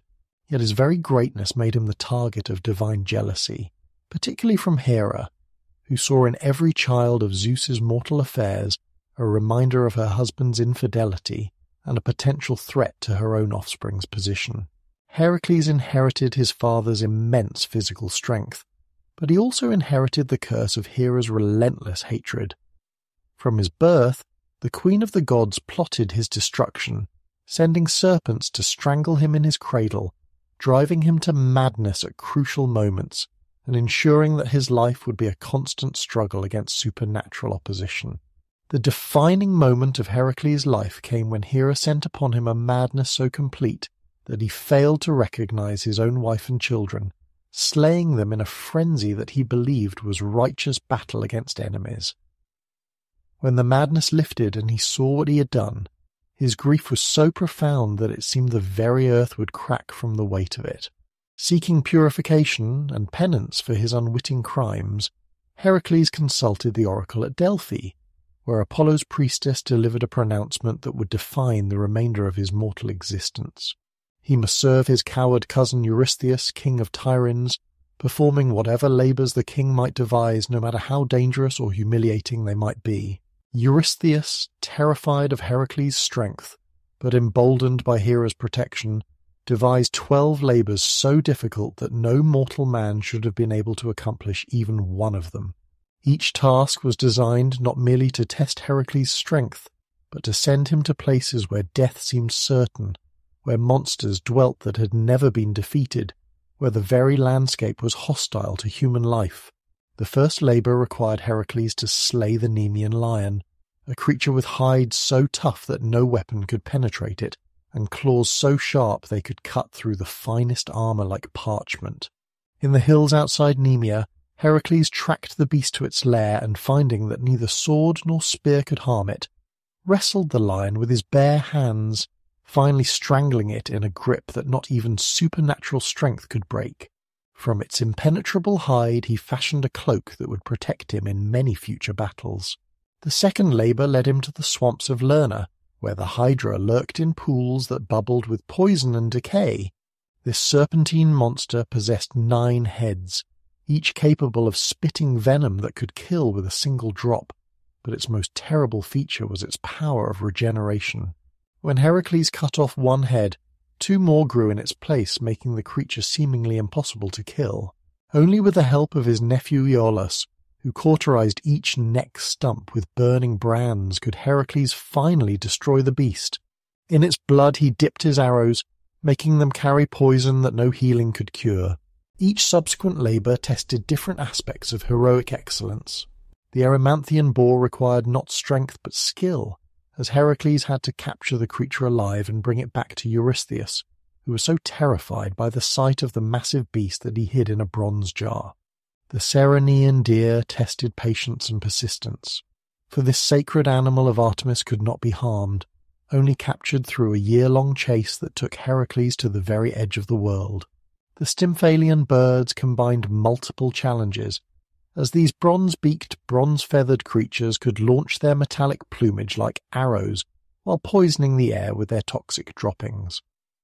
Only by using bronze castanets provided by Athena to startle them into flight could Heracles shoot them down with his poison arrows. The Augean stables presented a different kind of impossible task, requiring Heracles to clean in a single day the accumulated filth of 30 years from King Augeas's cattle yards. This seemed less a heroic labour than a humiliating punishment, but Heracles solved the problem through intelligence rather than strength, diverting 2 rivers to flow through the stables and wash away the accumulated waste. The later labours took Heracles to increasingly remote and dangerous places. He captured the Cretan bull, the same creature that had sired the Minotaur, demonstrating his power over forces of chaos and uncontrolled fertility. He tamed the man-eating mares of Diomedes by feeding their master to his own horses, turning their cannibalistic hunger against itself. For the 9th labour, Heracles journeyed to the land of the Amazons to steal the girdle of their queen, Hippolyta. This belt was not merely a piece of clothing but a symbol of divine authority given to the queen by her father Ares. The task required not just strength, but diplomacy. For Hippolyta was initially willing to surrender the girdle peacefully until Hera, disguised as an Amazon warrior, spread rumours that led to battle. The final 3 labours took Heracles to the very boundaries of the known world. He stole the cattle of Geryon, a 3-bodied giant who dwelt in the far west, establishing the Pillars of Heracles at the Strait of Gibraltar to mark the limits of his journey. He retrieved the golden apples of the Hesperides, the garden at the world's western edge where the dragon Ladon had guarded the tree since the dawn of creation. Most remarkably of all, for his final labour, Heracles descended into the underworld itself to capture Cerberus, the 3-headed dog that guarded the gates of death. This task required him to face not just a monster, but the fundamental barrier between life and death, to enter the realm from which no living being was meant to return. With divine authorization from Hades himself, Heracles wrestled Cerberus into submission using no weapons, only his supernatural strength and indomitable will. He carried the creature to the surface world, showed it to the cowering Eurystheus, then returned it safely to its post, having proven that even death's boundaries could not contain a true hero's determination. Upon completing these 12 labours, Heracles achieved something unprecedented for a mortal. Apotheosis, transformation into a god. When he finally died, consumed by the poison of the Hydra through a trick of his jealous wife Deianira, Zeus raised him to Olympus and granted him immortality. There he married Hebe, goddess of youth, and took his place among the gods he had served so faithfully during his mortal existence. While Heracles represented heroism through individual strength and endurance, Theseus embodied the hero as civilizer and king, the champion who used his gifts not merely for personal glory, but for the betterment of society. Son of Aegeus, king of Athens, and the wise princess Aethra of Truson, Theseus grew up knowing that his destiny lay not in personal achievement alone, but in the establishment of justice and order. His journey to claim his birthright became a series of heroic encounters that cleared the roads of monsters and bandits. He slew Periphetes, the club-bearer, Sinis, who tore travellers apart by bending pine trees, and Procrustes, who forced guests to fit his iron bed by stretching or amputating their limbs. Each victory made travel safer for ordinary mortals, demonstrating that heroic strength should serve the common good. But Theseus's greatest challenge awaited him in Crete, where King Minos demanded a terrible tribute from Athens. Every 7 years, 7 young men and 7 young women were sent to feed the Minotaur, the bull-headed monster that dwelt in an inescapable labyrinth beneath the royal palace. This creature, offspring of Minos's wife Pasiphae and a divine bull, had been devouring Athenian youth for generations. Theseus volunteered to be among the tribute, intending to slay the monster and end the cruel practice forever. In Crete, he won the love of Ariadne, Minos's daughter, who provided him with a ball of thread to mark his path through the labyrinth's countless passages. Following the thread to the monster's lair, Theseus fought and killed the Minotaur with his bare hands, then followed the thread back to freedom. But victory came with a price that would haunt Theseus forever. Having promised to take Ariadne with him as his bride, he abandoned her on the island of Naxos during the return journey, either through divine command or personal faithlessness. His betrayal of the woman who had saved his life and enabled his greatest triumph became a stain upon his honour that no subsequent achievement could entirely erase. Returning to Athens, Theseus forgot his promise to his father to change his ship's black sails to white if he survived. Seeing the black sails of apparent defeat, Aegeus threw himself from the cliffs in despair, giving his name to the Aegean Sea. Theseus inherited the throne of Athens with his father's blood upon his hands, a reminder that even heroic success could carry tragic consequences.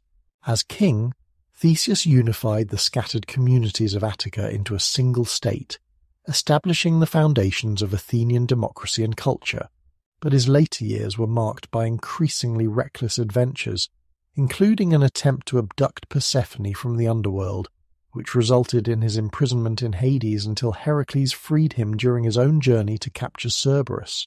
The concept of collaborative heroism reached its peak in the expedition of Jason and the Argonauts, the greatest assembly of heroes ever gathered for a single quest. Jason, rightful heir to the throne of Iolcus, had been cheated of his inheritance by his uncle Peleus, who sent him on an apparently impossible mission to retrieve the Golden Fleece from distant Colchis. The fleece itself was a relic of divine intervention, the skin of the golden ram that had carried Phrixus and Helle to safety when their stepmother plotted their deaths. Phrixus had sacrificed the ram to Zeus and hung its fleece in a grove sacred to Ares, where it was guarded by a dragon that never slept. To accomplish this task, Jason gathered heroes from across the Greek world, each bringing unique gifts to the expedition. Heracles provided unmatched strength. Orpheus brought music that could charm even stones. The Dioscuri contributed their mastery of navigation, and dozens of other champions offered their specialized skills to the common cause. The ship Argo, built with Athena's guidance and incorporating a beam from the sacred oak of Dodona, could speak prophecies and guide its crew through supernatural dangers. The journey to Colchis took the Argonauts through adventures that tested every form of heroic excellence. They defeated the bronze giant Talos on Crete, navigated the clashing rocks called the Symplegades, and overcame countless other obstacles through cooperation and mutual support. In Colchis, Jason faced trials set by King Aeates that no mortal should have survived, yoking fire-breathing bulls, sowing dragon's teeth that sprouted into armed warriors, and stealing the fleece itself from its supernatural guardian. His success came through the love and magical aid of Medea, the king's daughter and a sorceress of terrible power. But Jason's triumph turned to tragedy through his own faithlessness and Medea's terrible revenge. When he abandoned her to marry a younger, politically advantageous bride, Medea's fury knew no bounds. She murdered their children, destroyed Jason's new wife and father-in-law, and left the hero broken and alone. A reminder that betraying those who make heroism possible carries consequences too terrible to contemplate. The cautionary tale of heroic overreach found its perfect embodiment in Bellerophon, grandson of Sisyphus and master of the winged horse Pegasus. His early adventures followed the classic heroic pattern. Falsely accused of attempted seduction by his host's wife, he was sent on a seemingly impossible mission to slay the Chimera, a fire-breathing monster with the head of a lion, body of a goat, and tail of a serpent. With Pegasus as his mount and a spear tipped with lead that melted in the monster's fiery breath and choked it to death, Bellerophon achieved victory and won fame throughout the ancient world. His success led to further adventures, more victories, and increasing pride in his own abilities. But success bred hubris, the fatal flaw that led Bellerophon to attempt the ultimate transgression, a flight to Olympus itself, seeking to take his place among the gods through his own merit rather than divine appointment. Zeus, outraged by this presumption, sent a gadfly to sting Pegasus, causing the horse to throw his rider back to earth. Bellerophon survived the fall but was left lame, blind, and wandering the world alone, shunned by gods and mortals alike. His fate served as a warning that heroism, however great, must remember its proper boundaries, that mortals who forgot their place in the cosmic order would face divine punishment swift and terrible. Thus the Age of Heroes established the patterns that would govern the relationship between divine and mortal for all time to come. Heroes could achieve greatness beyond ordinary human capacity, but their very nature made them tragic figures, burning bright and brief, their glory purchased with suffering that touched not only themselves, but all who loved them. They were humanity's greatest achievement and its most poignant reminder of the price that excellence demanded in a world where gods and mortals shared the same passions, but not the same limitations. Among all the heroic centres that dotted the ancient world, none carried a heavier burden of tragedy than Thebes, that seven-gated city in Boeotia, where the very stones seemed soaked with the blood of generations. Here, more than anywhere else, the Greeks explored the darkest mysteries of human existence.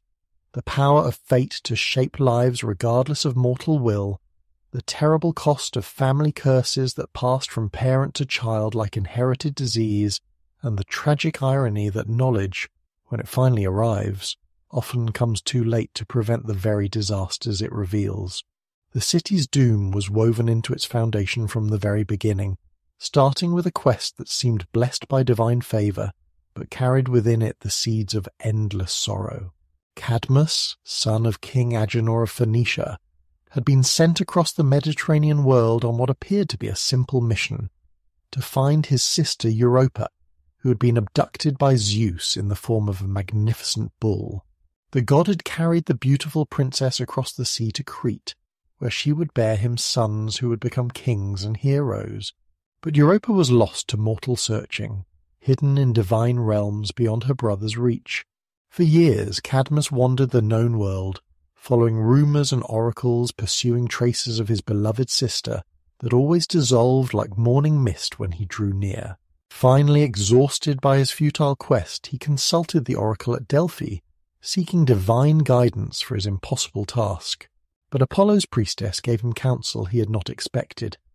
Abandon the search for Europa, follow a particular cow until it lay down to rest, and there establish a new city that would become his legacy to the world. The cow that Cadmus followed was no ordinary beast, but a creature marked with the sacred symbol of the moon upon her flanks, a sign that she carried divine guidance in her wandering steps.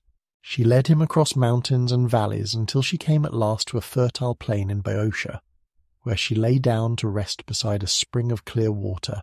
Here, the oracle had promised, Cadmus would found a city greater than any his father ruled, a place that would become the centre of learning and culture for all of Greece.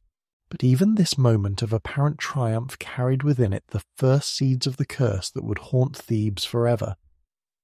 The spring beside which the sacred cow had stopped was guarded by a dragon, offspring of Ares himself, a serpent so ancient and terrible that its very presence poisoned the water and killed any mortal who dared approach without divine permission.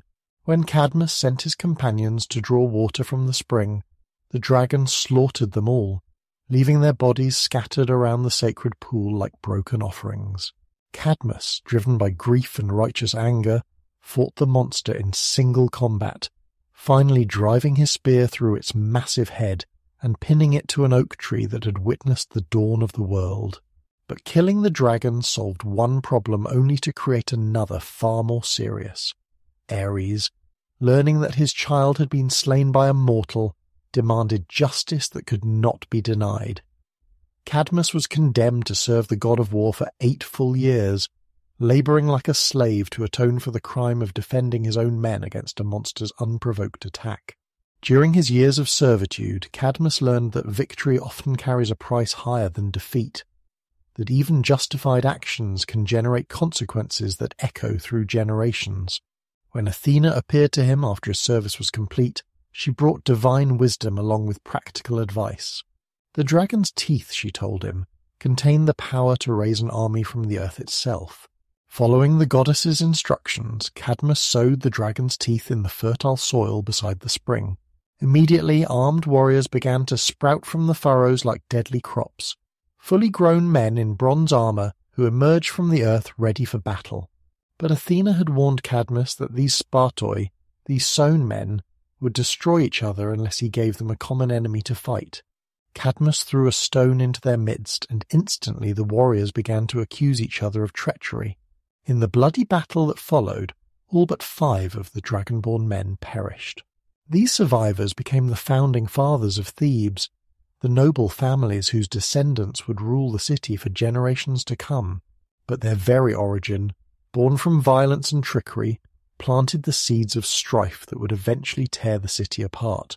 The gods, recognizing Cadmus's service and the justice of his cause, blessed his new city with prosperity and granted him the greatest gift a mortal hero could receive, marriage to Harmonia, daughter of Ares and Aphrodite. This divine bride brought with her the promise of a golden age, the union of war's strength with love's beauty, the balance that could transform any city into a paradise. Their wedding was the most magnificent celebration ever witnessed in the mortal world. All the Olympian gods attended, bringing gifts that surpassed mortal imagination.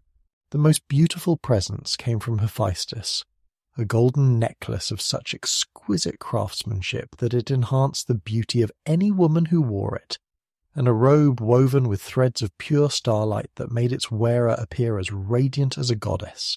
But these divine gifts, like so much else in the Theban story, carried curses hidden within their beauty. The necklace and robe would pass from generation to generation, bringing glory and tragedy in equal measure, their supernatural beauty inspiring such desperate desire that mortals would commit any crime to possess them.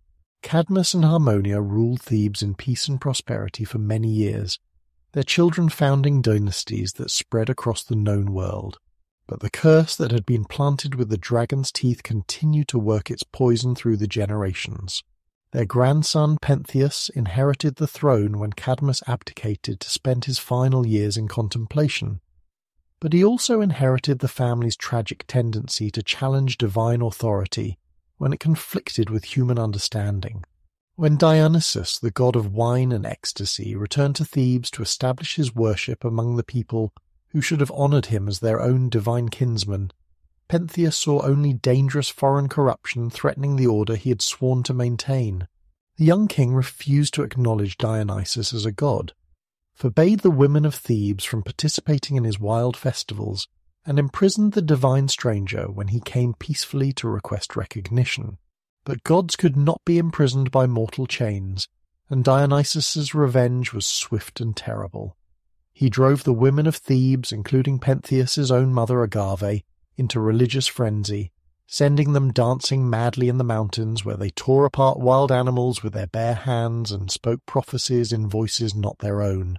When Pentheus, disguised as a woman, crept into the mountains to spy on these forbidden rituals, his own mother, not recognizing him in her divine madness, led the other women in tearing him apart, believing him to be a wild beast threatening their sacred rites. She returned to Thebes carrying her son's head in triumph, only to discover that her divine ecstasy had led her to commit the ultimate crime against nature and family. Thus the curse that began with Cadmus's necessary killing of the dragon claimed its first royal victim, establishing a pattern that would repeat through generation after generation, the attempt to resist divine will leading to disasters far worse than submission would have brought. The most famous and terrible chapter in Thebes' cursed history began with King Laius, great-grandson of Cadmus, who received a prophecy that would define not only his own fate but the destiny of his entire line. The oracle at Delphi revealed that any son born to Laius and his queen Jocasta would grow up to kill his father and marry his mother, a prediction so horrifying that it seemed to challenge the very foundations of civilized existence. When Jocasta bore a son, Laius faced an impossible choice. He could not bring himself to murder an innocent infant, yet he dared not allow the child to live and fulfill the terrible prophecy. Instead, he chose a course that seemed to offer a middle path. He pierced the baby's feet with iron pins, bound them together, and commanded a shepherd to expose the child on the mountainside, where death would come through natural causes rather than deliberate murder. But fate cannot be cheated through such half measures, and the shepherd, moved by pity for the innocent infant, could not leave him to die. Instead, he gave the child to another shepherd from distant Corinth, who carried the baby to King Polybus and Queen Merope, a childless couple who welcomed him as a gift from the gods. They named him Oedipus, meaning swollen foot, in reference to his injured feet, and raised him as their own son, never revealing the truth of his origins. Oedipus grew to manhood, believing himself the heir to Corinth's throne, a prince beloved by his people and destined for greatness. But when rumours suggested that he might not be Polybus's true son, he made the same mistake that had doomed his father. He sought to learn the future through prophecy, consulting the oracle at Delphi about his parentage. The oracle's response was more terrible than any answer he could have imagined. Without revealing the truth about his birth, the priestess told him that he was destined to kill his father and marry his mother. Horrified by this prediction and desperate to protect the people he believed to be his parents, Oedipus fled Corinth, swearing never to return as long as Polybus and Merope lived. But in fleeing the fate he feared, Oedipus ran directly toward its fulfillment. At a crossroads where three paths met, he encountered a small party of travellers led by an imperious older man who demanded that the young stranger step aside to let his betters pass. Oedipus, proud of his royal upbringing and unused to such treatment, refused to yield the road. The confrontation escalated quickly into violence, and Oedipus, stronger and younger than his opponent, struck down the older man and most of his companions, leaving only one servant alive to flee and carry news of the disaster. In this moment of road rage, this seemingly minor dispute over right of way, Oedipus unknowingly fulfilled the first half of the prophecy by killing Laius, the father he had never known. Continuing toward Thebes, Oedipus found the city in the grip of a supernatural crisis. The Sphinx, a monster with a woman's head, lion's body and eagle's wings, had taken up residence on a cliff overlooking the main road and was devouring all travellers who could not answer her riddle. The creature had been sent by Hera, still angry at the city founded by her husband's mortal lover Europa, and she had declared that she would continue her reign of terror until someone could solve her puzzle. The riddle itself seemed impossible. What walks on 4 legs in the morning, 2 legs at noon, and 3 legs in the evening? Many heroes and wise men had attempted to answer, and all had been devoured for their failure. But Oedipus, with the quick intelligence he had inherited from both his divine and mortal ancestry, perceived the answer that had eluded so many others. Man, he declared, who crawls as an infant, walks upright in maturity, and uses a cane in old age. The Sphinx, defeated by his wisdom, hurled herself from her cliff to destruction, and Thebes was free. The grateful citizens, having recently lost their king to bandits at a crossroads, offered Oedipus both the throne and the hand of Queen Jocasta in marriage. Unwittingly, the young hero completed the prophecy by marrying his own mother, though neither recognized the other after so many years of separation. For many years, Oedipus ruled Thebes wisely and well, beloved by his people for his intelligence and justice. Jocasta bore him 4 children, 2 sons, Polynices and Eteocles, and 2 daughters, Antigone and Ismene. The royal family appeared blessed by the gods, and the curse seemed to have skipped a generation. But divine justice merely delayed is not divine justice denied. When plague struck Thebes, killing crops and livestock, causing miscarriages and infant deaths, the oracle revealed that the city harboured the murderer of Laius, and the gods would not lift their punishment until that criminal was found and brought to justice. Oedipus, ever the conscientious ruler, launched a thorough investigation into the old king's death, never suspecting that he was hunting himself. The truth emerged piece by piece through the testimony of witnesses: the surviving servant who had fled the crossroads, the messenger from Corinth who revealed that Oedipus was not Polybus's son, finally the old shepherd who had been ordered to expose the infant prince and had instead given him away to save his life. When the full horror of the situation became clear, when Oedipus realized that he had indeed killed his father and married his mother, that his children were also his siblings, that every attempt to escape fate had only hastened its fulfillment, The revelation shattered both parents completely. Jocasta hanged herself in their marriage chamber, unable to bear the knowledge of what their unknowing love had wrought. Oedipus, finding her body, took the golden pins from her dress and drove them into his own eyes, choosing blindness rather than continuing to see the world that had deceived him so completely. Now physically blind, but finally seeing the truth, he stumbled from the palace, calling down curses upon himself and begging for exile from the city he had ruled and protected. But even Oedipus's departure could not break the curse that gripped his family. His twin sons, Polynices and Eteocles, agreed to share the throne of Thebes, each ruling for alternate years while the other lived in exile. But when Eteocles completed his first year as king, he refused to step down, claiming that the city needed consistent leadership rather than the instability of rotating monarchy. Polynices, denied his rightful turn, fled to Argos, where he married the daughter of King Adrastus, and gathered an army to reclaim his inheritance by force. The expedition he assembled became known as the Seven Against Thebes, 7 champions each leading forces against one of the city's 7 gates, each representing the finest heroic tradition of his homeland. The siege that followed was one of the most savage conflicts in all Greek legend, brother fighting brother while their city burned around them. The 7 attacking champions faced 7 Theban defenders in single combat, while armies clashed in battle so fierce that the very ground was soaked with blood. The climax came when Polynices and Eteocles met in personal combat, each determined to settle their dispute through individual prowess rather than further bloodshed among their followers. Their duel was a masterpiece of matched skill and bitter determination, twin sons of the same cursed father fighting with identical techniques learned from the same teachers. In the end, they killed each other simultaneously, each driving his spear through his brother's heart at the same moment, their bodies falling intertwined in death as they had been intertwined in their mother's womb. With both claimants to the throne dead, the attack collapsed, but Thebes had paid a terrible price for its victory.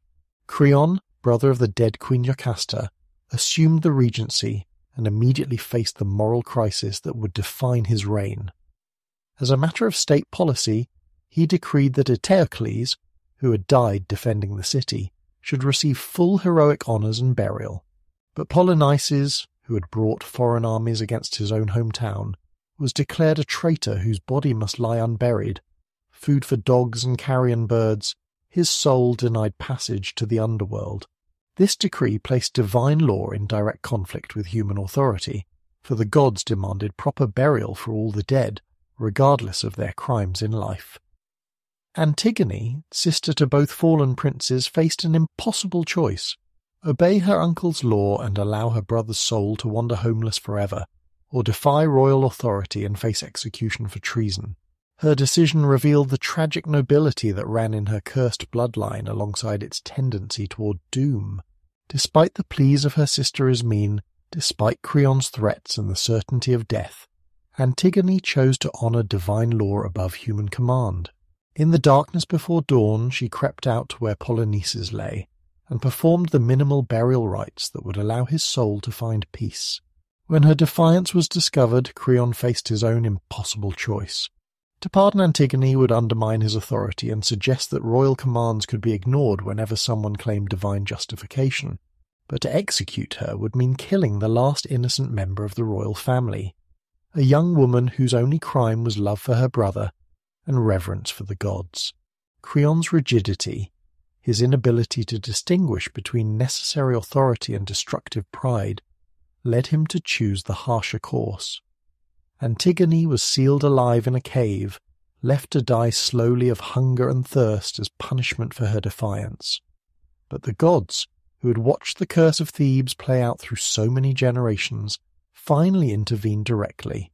The prophet Tiresias, the same blind seer who had tried to warn Oedipus, came to Creon with omens of divine displeasure. The birds gave confused signals, the sacrificial fires would not burn properly, and the very air seemed thick with supernatural anger. If Creon did not reverse his decree immediately, Tiresias warned, his own family would pay the price for his stubborn pride. By the time Creon realized his mistake and rushed to free Antigone, it was too late. She had hanged herself in her rocky prison, choosing quick death over slow starvation. Her suicide triggered a cascade of further tragedies. Haemon, Creon's son, and Antigone's betrothed, killed himself beside her body. Queen Eurydice, learning of her son's death, took her own life rather than live with the knowledge that her husband's pride had destroyed their family. Creon was left alive but utterly broken, ruler of a city whose royal line had finally extinguished itself through the inexorable working of the curse that Cadmus had inadvertently planted when he killed the dragon of Ares. Yet even this was not the end of Thebes' tragic story. 20 years later, the sons of the original 7 against Thebes, known as the Epigoni or Afterborn, decided to avenge their fathers' deaths and complete the conquest that the previous generation had failed to achieve. These younger heroes possessed all the skill and courage of their famous fathers, but they also had the advantage of learning from their predecessors' mistakes. Led by Alcmaeon, son of the prophet Amphiaraus, they approached Thebes not in wild assault but with careful strategy and divine blessing. The second siege of Thebes was shorter but no less devastating than the first. The city's defenders, still recovering from the losses of the previous generation, could not match the combined might of Argos's finest warriors. When the walls were finally breached and the gates thrown open, the Epigoni showed no mercy to the city that had defied them for so long. Thebes was systematically destroyed, its walls torn down stone by stone, its temples looted, its population scattered to the winds. The 7-gated city that had once rivaled Athens and Sparta in power and cultural achievement became a ruin haunted only by memories of its former greatness. With Thebes' fall, the centre of heroic activity shifted to other cities, other dynasties, other cycles of glory and tragedy. But the lessons of the Theban saga remained burned into Greek consciousness, that fate could not be escaped through cleverness or force, that family curses passed like inherited diseases from generation to generation, that even the wisest mortals could be undone by their failure to understand the true nature of their situation. The story of Thebes served as both warning and comfort to later generations. Warning because it showed how easily pride and rigidity could transform minor conflicts into generational catastrophes. Comfort because it demonstrated that even the most terrible curses eventually exhausted themselves, that divine justice, however delayed, eventually restored balance to a world thrown into chaos by mortal presumption. From the ashes of Thebes, new heroes would arise to write their names in the annals of legend, but they would do so knowing that greatness and tragedy walked hand in hand, that every triumph carried within it the seeds of future sorrow, that the gods remembered everything and called all debts due in their own time. As the ashes of Thebes settled and its cursed royal line finally exhausted itself in fraternal slaughter, the focus of divine attention began to shift toward a conflict that would dwarf all previous struggles in scope and significance. Where Theban tragedy had explored the intimate horror of family curses and individual fate, the coming war would encompass entire civilizations, drawing heroes from every corner of the known world into a struggle that would mark the end of the age of heroes itself. Zeus, surveying his cosmos from his throne on Olympus, had grown troubled by what he saw. The earth teemed with demigods and heroes, his own offspring and those of his fellow Olympians, beings whose divine heritage made them too powerful for ordinary mortality, yet too human for true godhood. Their very existence blurred the boundaries that should separate immortal from mortal, creating a generation that challenged the cosmic order simply by being. Moreover, the human population had grown beyond what the earth could comfortably sustain. Cities pressed against their boundaries, kingdoms competed for fertile lands, and everywhere mortals multiplied like summer flowers, beautiful but ephemeral, covering the landscape until their sheer numbers threatened to overwhelm the delicate balance between civilization and wilderness. The solution that formed in Zeus's mind was terrible in its elegant simplicity. A war so vast and consuming that it would thin the ranks of both heroes and ordinary mortals, while providing such a spectacular conclusion to the heroic age that future generations would remember it as the definitive story of what mortals could achieve when divinity and humanity combined in perfect tragic harmony. The catalyst for this cosmic plan came through what seemed like a simple celebration, the wedding of Peleus, king of the Myrmidons, to the sea nymph Thetis. This marriage had been arranged not for love, though genuine affection would grow between the couple, but to prevent a prophecy that threatened Zeus himself. Thetis, whose beauty had caught the attention of both Zeus and Poseidon, was destined to bear a son greater than his father. Rather than risk his own overthrow as he had overthrown Cronus, Zeus arranged for Thetis to marry a mortal, ensuring that her prophesied son would surpass only a human king, not the ruler of the gods. The wedding was a magnificent affair, held on the slopes of Mount Pelion, where the centaur Chiron had taught so many heroes the arts of war and wisdom. All the gods were invited and came bearing gifts that would be treasured for generations, golden armor that would never tarnish, weapons that would never fail their wielders, knowledge of music and healing that would pass from teacher to student through the centuries. But there was one divine being who received no invitation, Eris, the goddess of strife and discord, sister to Ares but far more subtle in her methods of sowing chaos. Where her brother revelled in the brutal clash of armies, Eris preferred to plant small seeds of conflict that would grow slowly into vast catastrophes, to whisper doubts that would fester into feuds, to arrange coincidences that would transform friends into enemies. The slight was not accidental. Eris had been deliberately excluded because her very presence at any gathering inevitably led to arguments, jealousies, and violence. Wedding guests would begin with gentle conversation and end with drawn swords, simply because discord walked among them, spreading her invisible influence like a contagious disease. But Eris was not one to accept such treatment quietly. If she could not attend the celebration as an honoured guest, she would contribute to it in her own manner, offering a wedding gift that would surpass all others in its ultimate impact on the world. From the garden of the Hesperides, where the golden apples of immortality grew under the watchful eye of the dragon Ladon, she plucked a single fruit of such perfect beauty that it seemed to capture and concentrate all the light of the setting sun. Upon this apple she inscribed a single word in letters that seemed to burn with their own inner fire, Callisti, meaning to the fairest. Then, invisible to mortal eyes but clearly seen by every god present, she appeared at the wedding feast and rolled the golden apple across the ground until it came to rest at the feet of the three most powerful goddesses of Olympus. Hera, queen of the gods, reached for it first, her imperial bearing and majestic beauty making her claim seem natural and undeniable. But Athena, goddess of wisdom and strategic warfare, stepped forward with equal confidence, her grey eyes flashing with the certainty that fairness must surely belong to one who embodied both beauty and intelligence. Aphrodite, goddess of love and desire, simply smiled and extended her hand with the unconscious grace that made flowers bloom and hearts stop. Confident that no honest judgment could award ultimate beauty to anyone but herself, the three goddesses turned expectantly towards Zeus, waiting for their king to settle the matter with divine authority. But Zeus, wise in the ways of both cosmic politics and married life, understood immediately that he faced an impossible choice. To favour Hera would be politically correct, but would earn him the eternal enmity of Athena and Aphrodite.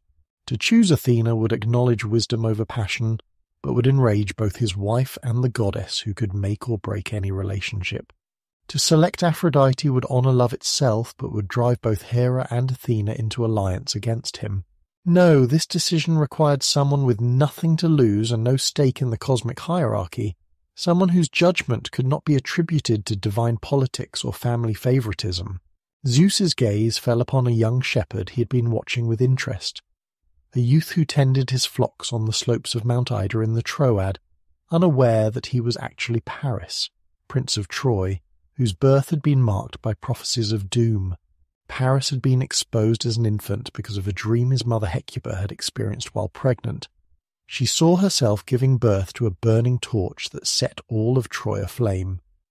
The prophets had interpreted this to mean that her child would bring destruction to the city, so King Priam had reluctantly ordered the baby exposed on the mountainside to die. But a shepherd had found the infant and raised him as his own son, and Paris had grown to manhood believing himself a simple keeper of flocks, distinguished only by his exceptional beauty and his fair judgment in settling disputes among his adoptive father's neighbours. Hermes, the divine messenger, appeared to the young shepherd with instructions that must have seemed like something from a dream or a madness sent by the gods. He was to judge a contest of beauty between three goddesses, and his decision would be final and binding. The three contestants would appear to him at the sacred grove of Mount Ida, and he must award the golden apple to whichever he deemed most beautiful. When the appointed day arrived, Paris waited in the grove as morning light filtered through ancient trees that had witnessed the birth of the world. The very air seemed to shimmer with anticipation, and then the goddesses appeared, each radiant with divine beauty that would have struck any ordinary mortal blind. Hera appeared first, surrounded by peacocks whose tail feathers seemed dull compared to the brilliant patterns woven into her robes. She was majesty personified, the eternal queen whose beauty was inseparable from her power, whose every gesture commanded respect and admiration. Her very presence seemed to promise that whoever chose her would find himself elevated to heights of authority and influence beyond mortal dreams. Athena manifested as wisdom made visible, her grey eyes holding depths that reflected not just physical beauty, but the far more compelling attraction of perfect understanding. Her armour gleamed like captured starlight, her spear stood straight as absolute truth, and her shield bore the image of Medusa, whose gaze could stop any enemy in his tracks. To choose her would mean gaining wisdom that could solve any problem, skill in warfare that could conquer any foe. Aphrodite arrived like the dawn itself, her beauty so perfect that flowers spontaneously bloomed around her feet, and birds began singing songs of love in languages they had never learned. She was desire incarnate, the force that drove all creation, the power that could make the impossible seem not only possible but inevitable. Her smile promised joys beyond imagining, love beyond death, passion that would burn like an eternal flame. Each goddess, understanding that this was no mere beauty contest but a decision that would shape the future of the world, offered Paris a bribe that reflected her particular domain of power. Hera promised to make him ruler of all Asia, a king whose empire would stretch from the Mediterranean to the lands beyond the rising sun, whose authority would be acknowledged by every city and every tribe across the vast continent. Athena offered wisdom and glory in battle, the guarantee that he would never lose a war, never make a mistake in judgment, never fail to see through any deception or stratagem. He would become the greatest general who ever lived, the hero whose tactical genius would be studied and admired for millennia. But Aphrodite's offer was different, more personal, more immediately compelling. She promised him the love of the most beautiful woman in the world, a mortal whose beauty was so legendary that it was compared favourably even to that of the goddesses themselves. This woman would love him with a passion that would make all other pleasures seem pale and meaningless by comparison. Paris, young and unmarked by the cynicism that comes with age and experience, chose as his heart commanded rather than as political wisdom might have counselled. The promise of power held no appeal for a shepherd who had never desired to rule, and military glory seemed empty to one who had never felt the call of war. But love, passionate and overwhelming love, spoke to everything in his nature that yearned for meaning beyond the simple round of daily existence. He awarded the golden apple to Aphrodite, and in that moment changed the course of history forever. Hera and Athena, their divine pride wounded beyond healing, departed in silence that somehow seemed more ominous than any threats they might have spoken. But their hatred for Paris and his city would burn eternal, and they would work tirelessly to ensure that his choice would cost him everything he valued. Aphrodite, delighted with her victory, immediately set about fulfilling her promise. The most beautiful woman in the world was Helen, daughter of Zeus and Leda, wife of King Menelaus of Sparta. Her beauty was so renowned that almost every prince and hero in Greece had sought her hand in marriage, creating a situation fraught with potential conflict when the time came for her father to choose among them. Tyndareus, who had raised Helen as his own daughter though Zeus was her true father, had solved this problem through the wise counsel of Odysseus. Before announcing Helen's choice, he had required all the suitors to swear a binding oath that they would support whoever was selected and come to his aid if anyone ever attempted to steal Helen away. This oath would later be called the Oath of Tyndareus, and it would provide the legal and moral framework that would justify the coming war. Helen had chosen Menelaus, partly for love but also because their marriage would unite Sparta with the powerful kingdom of Mycenae, where Menelaus's brother Agamemnon ruled as the most influential king in all of Greece. The marriage had been happy, producing a daughter named Hermione, and for several years it seemed as though Helen had found the peaceful domestic life that her extraordinary beauty made so difficult to maintain. But Aphrodite's plans for Paris required Helen to be available for seduction, and the goddess of love was perfectly capable of manipulating even the strongest marital bonds when her purposes demanded it. She began by inspiring Paris with restless wanderlust, a dissatisfaction with his pastoral life that eventually led him to discover his true identity as a prince of Troy and to travel to various kingdoms as a royal ambassador. When Paris arrived in Sparta as a guest of Menelaus, Aphrodite's preparations reached their culmination. She filled Helen's heart with overwhelming passion for this beautiful stranger, while simultaneously inspiring Paris with love so intense that it swept away all considerations of honour, duty, or consequence. The goddess also arranged for Menelaus to be called away to Crete on urgent business, leaving his wife and his guest alone together in the palace. What followed has been debated for millennia. Some versions of the story claim that Paris kidnapped Helen against her will, using force or trickery to carry her off to Troy. But most accounts suggest that Helen went willingly, so completely overcome by Aphrodite's influence that she abandoned everything she had previously valued for the sake of a love that seemed to promise infinite happiness. The elopement was more than a personal betrayal. It was a violation of the sacred laws of hospitality that governed all civilized interaction between kingdoms. Paris had been welcomed as an honored guest, given food, shelter, and protection, trusted with access to Menelaus's household and family. To steal his host's wife was not merely adultery, but a crime against Zeus himself, who was the protector of hospitality and the punisher of those who abused it. When Menelaus returned to find his wife gone and his trust betrayed, his pain was both personal and political. Helen was not merely his beloved wife, but his queen, and through her he held his claim to the Spartan throne. Without her, his legitimacy as a ruler could be questioned, his authority undermined, his entire future thrown into doubt. But Menelaus was not alone in his outrage.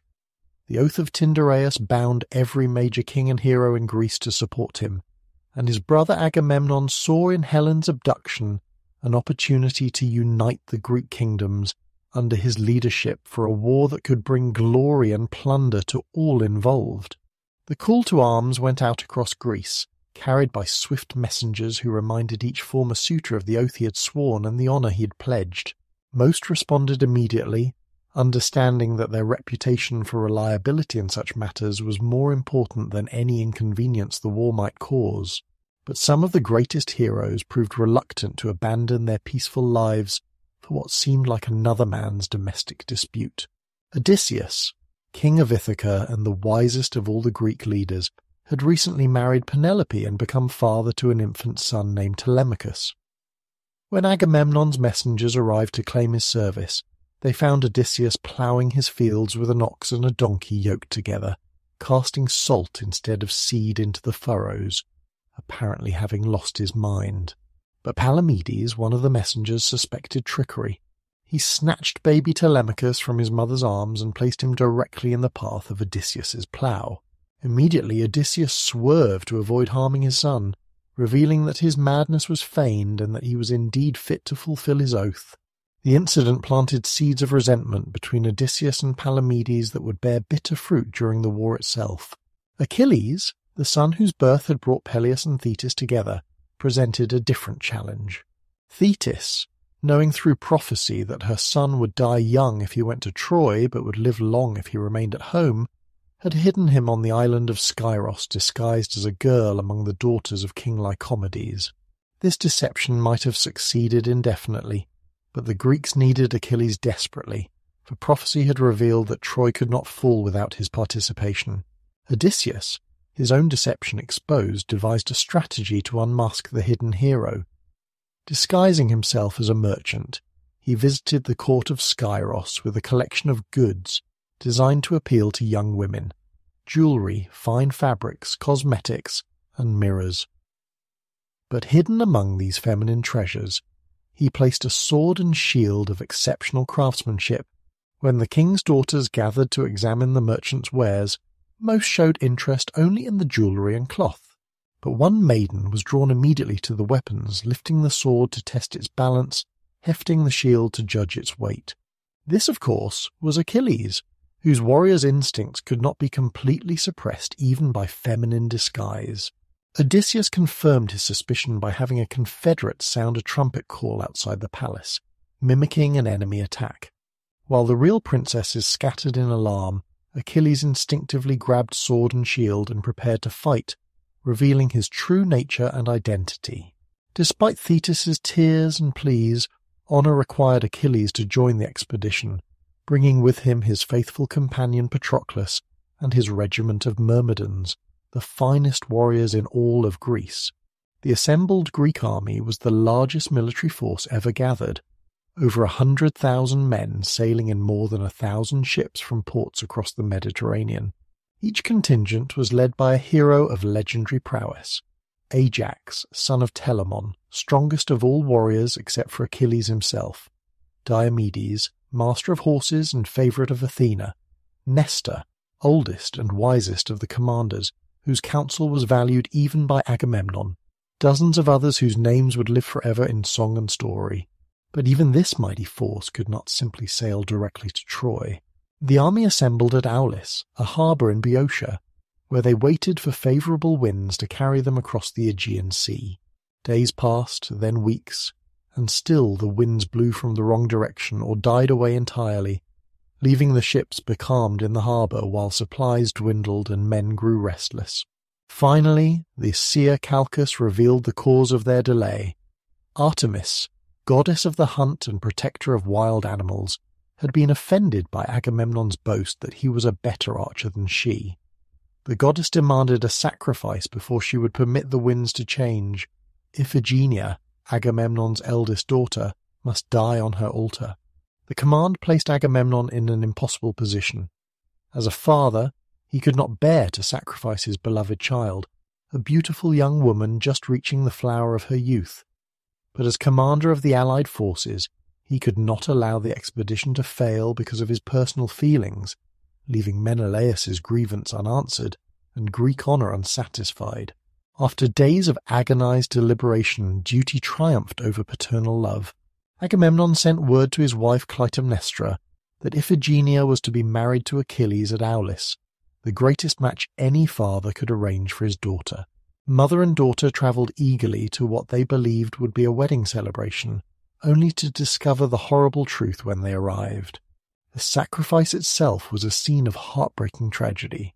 Iphigenia, understanding at last what was required of her, chose to face death with the courage expected of a hero's daughter, rather than be dragged screaming to the altar like a victim. Her dignity in those final moments elevated the entire proceeding from mere murder to something approaching nobility, a willing offering to the divine powers that governed mortal fate. Whether Artemis actually accepted the sacrifice or, moved by the girl's courage, substituted a deer at the last moment and spirited Iphigenia away to serve as her priestess in distant lands, remains a mystery. But the winds changed immediately, filling the ship's sails and carrying the Greek fleet swiftly across the sea toward Troy and destiny. The siege that followed became the defining conflict of the heroic age, a war that lasted 10 long years and consumed the finest warriors of an entire generation. For 9 years, neither side could gain a decisive advantage. The Greeks controlled the beaches and the surrounding countryside, but Troy's mighty walls, built by Poseidon and Apollo themselves, proved impregnable to direct assault. The conflict settled into a grinding war of attrition, with periodic battles and raids but no decisive engagements. Heroes on both sides won individual glory through single combat and daring exploits, but the strategic situation remained essentially unchanged. Troy received reinforcements from across Asia, while the Greeks maintained their supply lines across the Aegean and gradually extended their control over the surrounding region. The decisive phase of the war began in its 10th year with a quarrel that seemed almost trivial compared to the vast issues at stake, but that would determine the fate of both armies. Agamemnon, in a raid on a nearby city, had captured Chryseis, daughter of a priest of Apollo, and taken her as his concubine. When her father came to the Greek camp bearing a rich ransom and Apollo's sacred fillies, begging for his daughter's return, Agamemnon rejected the plea with contempt. Apollo's response was swift and terrible. A plague struck the Greek army, killing hundreds of warriors and threatening to accomplish what 10 years of Trojan resistance had not: the complete destruction of the besieging force. When Calchas revealed that the god's anger could only be appeased by returning Chryseis without ransom, Agamemnon agreed, but only on condition that he receive compensation for his loss. The replacement he demanded was Briseis, a captive maiden who had been awarded to Achilles as his prize of honour.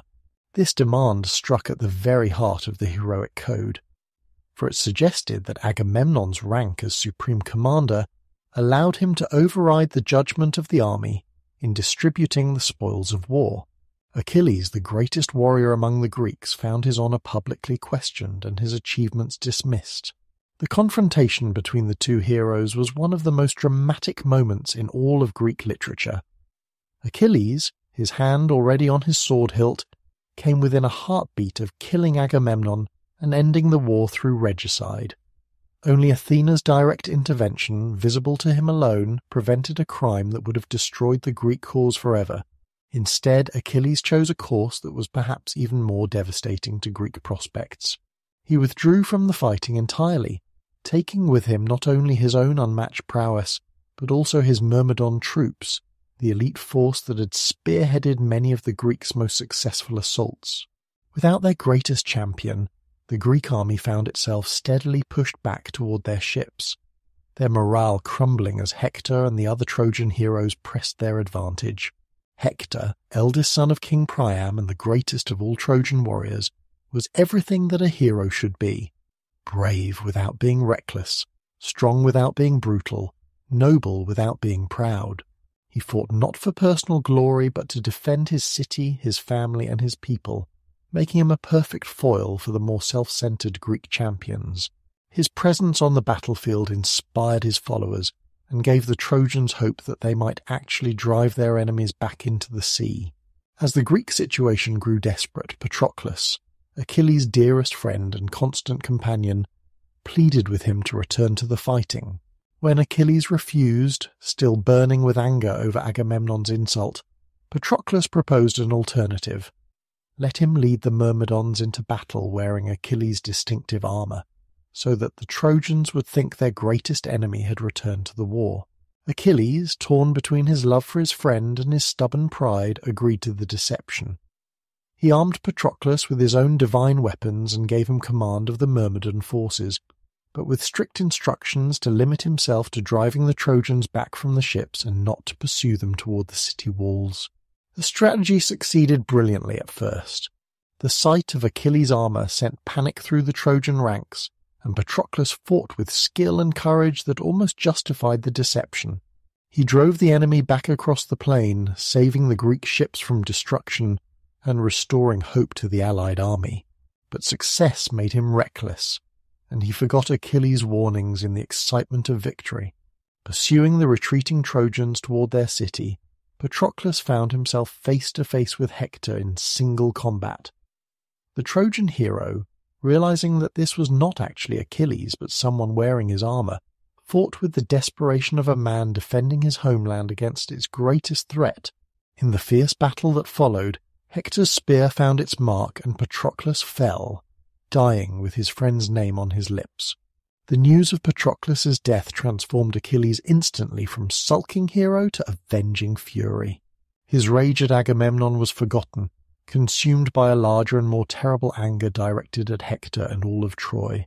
When Thetis brought him new armour forged by Hephaestus himself, armour that blazed with divine fire and bore images of the entire cosmos worked into its surface, Achilles returned to the war as an unstoppable force of destruction. His pursuit of Hector became the climactic single combat of the entire war, a duel that embodied the conflict between Greek heroic individualism and Trojan communal values. 3 times Hector ran around the walls of Troy with Achilles in pursuit, while the gods themselves watched in suspense.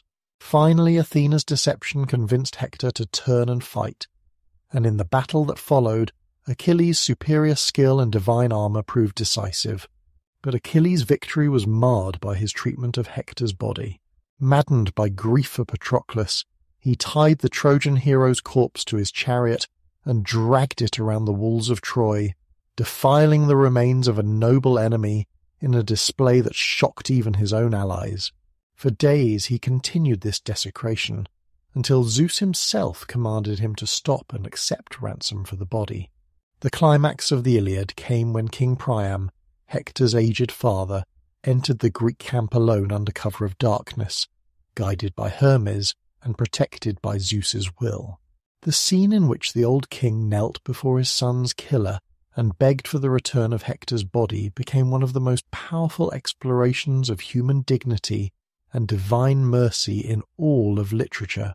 Achilles, seeing in Priam's grief a reflection of his own father's future sorrow, was moved to pity and granted the request. The two enemies, united by their shared humanity despite being divided by war, shared a meal and spoke of their losses, creating a moment of peace and understanding in the midst of cosmic conflict. But Achilles' time was running short. Soon after Hector's funeral, the greatest of Greek heroes fell to an arrow shot by Paris and guided by Apollo, the same god who had protected Hector and who now claimed a vengeance for his champion's death. The arrow struck the one vulnerable spot on Achilles' body, his heel, where his mother had held him when she dipped him in the river Styx to make him invulnerable. With Achilles dead, the other Greek heroes competed for the honour of wearing his divine armour. The award went to Odysseus rather than Ajax, a decision that drove the latter hero to madness and suicide, further depleting the ranks of the Greek champions just when their need was greatest. Yet Troy's victory was hollow, for the city had lost too much in achieving it. Hector was dead. Paris would soon follow, and the walls that had protected them so long were beginning to show the strain of 10 years' siege. Moreover, the Greeks still commanded the sea, preventing any real relief or resupply, while their own losses could be replaced from the inexhaustible reserves of the Greek mainland. The war's end came not through heroic combat, but through Odysseus's cunning, a stratagem so bold and unexpected that it caught the Trojans completely off guard. The Greeks constructed a massive wooden horse, hollow inside and large enough to hold a picked force of their greatest warriors. Then they sailed away, leaving the horse on the beach as an apparent offering to Athena to ensure their safe journey home. The Trojans, desperate to believe that their ordeal was finally over, dragged the horse inside their walls despite the warnings of Laocoon, a priest of Poseidon who suspected Greek treachery. When he and his 2 sons were killed by sea serpents sent by the gods who favoured the Greeks, the Trojans interpreted this as divine punishment for opposing the horse's entry into the city. Cassandra, daughter of Priam and priestess of Apollo, also warned against accepting the gift, but her prophecies had been cursed by the god himself to never be believed, punishment for rejecting his romantic advances.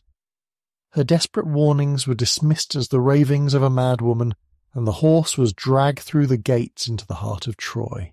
That night, while the city celebrated what seemed like their final victory, the hidden Greeks emerged from the horse and opened the gates to their comrades, who had returned under cover of darkness.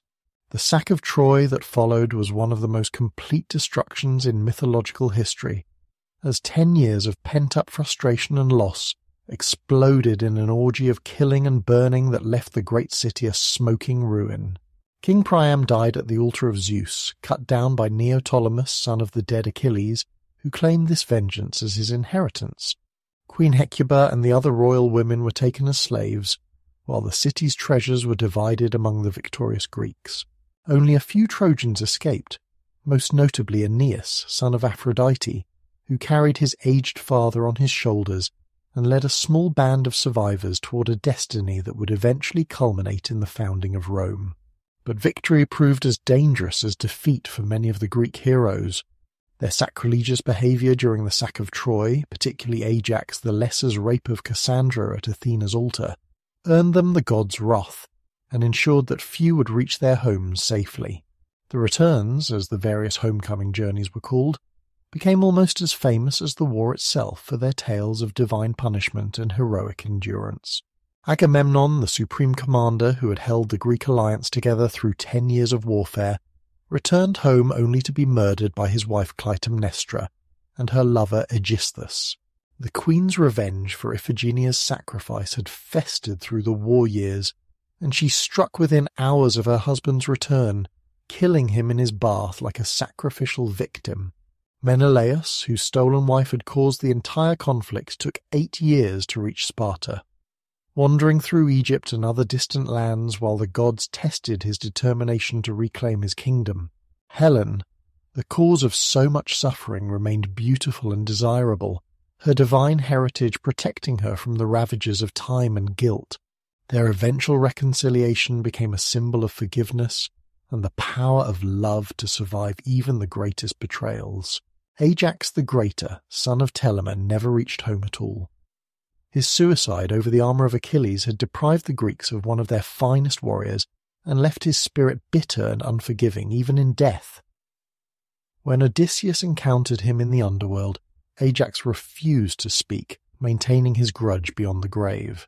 Neoptolemus, inheriting his father's strength but not his nobility, took the longest and most violent route home, settling for a time in Epirus, where he established a kingdom through conquest and intimidation. His treatment of captives, particularly Andromache, Hector's widow, revealed the degradation that could result from prolonged warfare and revenge. But it was Odysseus whose return became the most famous of all, a 10-year journey that tested every aspect of heroic excellence and provided the perfect counterpoint to the martial themes of the Iliad. His wanderings, chronicled in the Odyssey, would explore the relationship between cleverness and wisdom, between adventure and responsibility, between the desire for glory and the longing for home. The Trojan War had accomplished Zeus's purpose, thinning the ranks of heroes and mortals alike, while providing a story so compelling that it would be told and retold for millennia. But it had also marked the end of an age, the final chapter in humanity's childhood, when gods and mortals lived in close proximity and divine intervention was a daily reality. From this point forward, the gods would withdraw gradually from human affairs, leaving mortals to work out their destinies with less direct divine guidance, but greater freedom to shape their own fate. The age of heroes was ending, but the age of human achievement was about to begin, built on the foundation of stories like Troy that would inspire and instruct every generation that followed. The greatest story ever told was complete, but its echoes would resonate through time eternal, reminding future ages of what mortals could achieve when they dared to reach beyond the merely human towards something approaching the divine. Of all the Greek heroes who sailed home from the smoking ruins of Troy, none faced a journey more perilous or transformative than Odysseus, king of Ithaca, the man whose very name had become synonymous with cunning intelligence and resourceful determination. While other heroes met their fates quickly, whether in glorious homecoming or tragic death, Odysseus was destined to wander for 10 long years across seas that stretched beyond the edges of any map, through realms where the normal laws of reality grew thin and strange, testing every aspect of heroic excellence except the simple ability to swing a sword or cast a spear. This was the hero Homer called Polytropos, the man of many turns, many devices, many faces.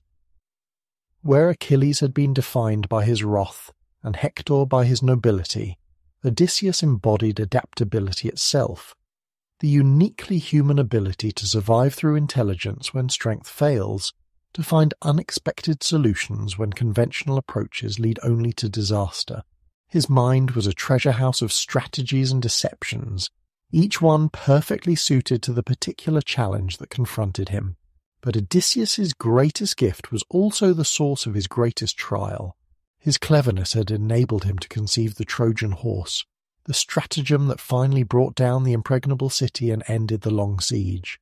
Yet that same victory had earned him the eternal enmity of Poseidon, whose divine anger would drive the hero across trackless seas for a full decade, denying him the swift homecoming that his service had earned. The Earthshaker's wrath had been kindled by Odysseus's treatment of Polyphemus, the Cyclops who was Poseidon's son.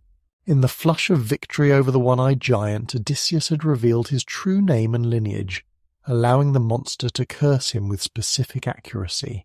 From that moment, every sea that Odysseus sailed would rise against him, every wind would blow contrary to his course, and every island he reached would test him with dangers that grew more supernatural and challenging with each encounter. Yet this apparent punishment was also a form of divine education, a curriculum designed to teach the cleverest of mortals lessons that could not be learned through books or teachers, but only through direct experience of the world's deepest mysteries. Each island, each monster, each supernatural challenge would strip away another layer of conventional heroic identity, forcing Odysseus to discover resources within himself that he had never known he possessed. The journey began with the Lotus Eaters, those gentle people who had discovered the secret of perfect contentment through forgetting. Their island was a paradise where flowers bloomed eternal and no harsh wind ever blew, where the fruit of the lotus tree provided both nourishment and a sweet oblivion that washed away all memory of sorrow, loss, or unfulfilled desire. When Odysseus's men tasted this miraculous food, they forgot their homes, their families, their very identities, wanting only to remain forever in this land where nothing was required of them but peaceful existence. Here Odysseus learned the first and perhaps most important lesson of his wandering, that the greatest enemy of the heroic spirit was not danger or hardship, but the temptation to abandon the struggle entirely, to choose comfortable forgetting over the painful burden of memory and responsibility. Only by forcibly dragging his men back to their ships could he prevent them from dissolving entirely into lotus-eating contentment. The encounter with Polyphemus revealed different aspects of the heroic character under pressure. The Cyclops was not merely a monster, but a perversion of the pastoral ideal, a shepherd whose size and strength had corrupted him into a cannibal who treated travellers like livestock. When he trapped Odysseus and 12 companions in his cave, blocking the entrance with a boulder too massive for human strength to move, the situation seemed hopeless. But Odysseus realized that killing the Cyclops, even if it were possible, would only ensure their death by starvation, trapped forever behind the unmovable stone. Instead, he conceived a stratagem that used the giant's own nature against him. Getting Polyphemus drunk on unmixed wine, Odysseus and his men drove a heated stake into the monster's single eye, blinding him, but leaving him alive to move the boulder when his flocks needed to graze. To escape past the blinded Cyclops, Odysseus tied his surviving men beneath the woolly bellies of the giant's sheep, while he himself clung to the underside of the largest ram. As the flock passed out of the cave, Polyphemus ran his hands over each animal's back, searching for escaping prisoners, but never thought to check beneath them. The escape was brilliant, but Odysseus's pride in his own cleverness led to the fatal error that would define the rest of his journey. Safely aboard his ship and beyond the Cyclops' reach, he could not resist revealing his true identity, shouting back his name and lineage to ensure that Polyphemus would know exactly who had outwitted him. This boast enabled the Cyclops to curse him with specific accuracy, calling upon his father Poseidon to ensure that Odysseus would wander long before reaching home, that he would lose all his companions, and that he would find his house in turmoil when he finally arrived. On the island of Aea, Odysseus encountered Circe, the divine sorceress whose beauty was matched only by her dangerous knowledge of transformation magic. When his advanced scouts failed to return from her palace, Odysseus discovered that the goddess had turned them into swine, trapping their human consciousness within animal bodies that perfectly reflected their baser natures.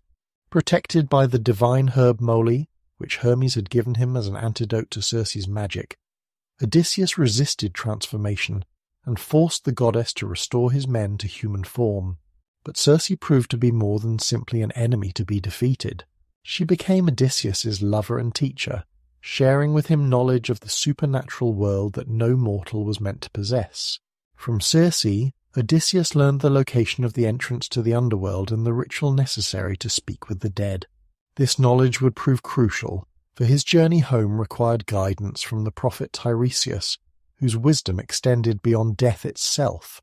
The trip to Hades was perhaps the most perilous of all Odysseus's adventures, for it required him to cross the fundamental boundary between life and death, while remaining among the living. In the shadowy realm where souls dwelt after their bodies failed, Odysseus spoke with the spirits of his former comrades, learning their fates and receiving their warnings about the challenges that still lay ahead.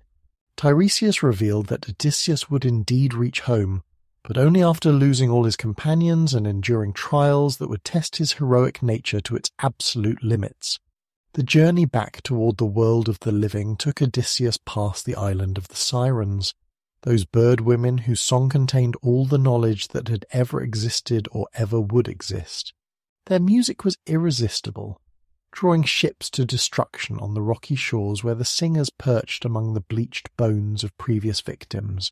But Odysseus had learned from Circe how to hear their song without succumbing to its fatal attraction. He ordered his men to plug their ears with beeswax and tie him firmly to the ship's mast, with strict instructions not to release him no matter how desperately he might plead. As they sailed past the Sirens' island, Odysseus heard music so beautiful that it seemed to contain the answers to every question he had ever asked, every mystery he had ever encountered. The temptation to throw himself into the sea and swim toward that divine knowledge was almost overwhelming, but his bonds held firm, and the ship passed safely beyond the reach of their song. Here Odysseus learned that wisdom sometimes required accepting limitation, that the human mind was not capable of containing all knowledge without being destroyed by it. The Sirens offered omniscience, but at the price of life itself, a bargain that only a fool would accept. The strait between Scylla and Charybdis presented a different kind of impossible choice, one that would test Odysseus's leadership as much as his personal courage. On one side lurked Scylla, the six-headed monster who lived in a cave high above the narrow passage, each head capable of snatching a sailor from any ship that passed too close. On the other side waited Charybdis, the whirlpool that could swallow entire vessels, dragging them down to the ocean floor where no prayer or skill could save them. Circe had warned Odysseus that no ship could pass through the strait without loss. The choice was not between safety and danger, but between lesser and greater catastrophe.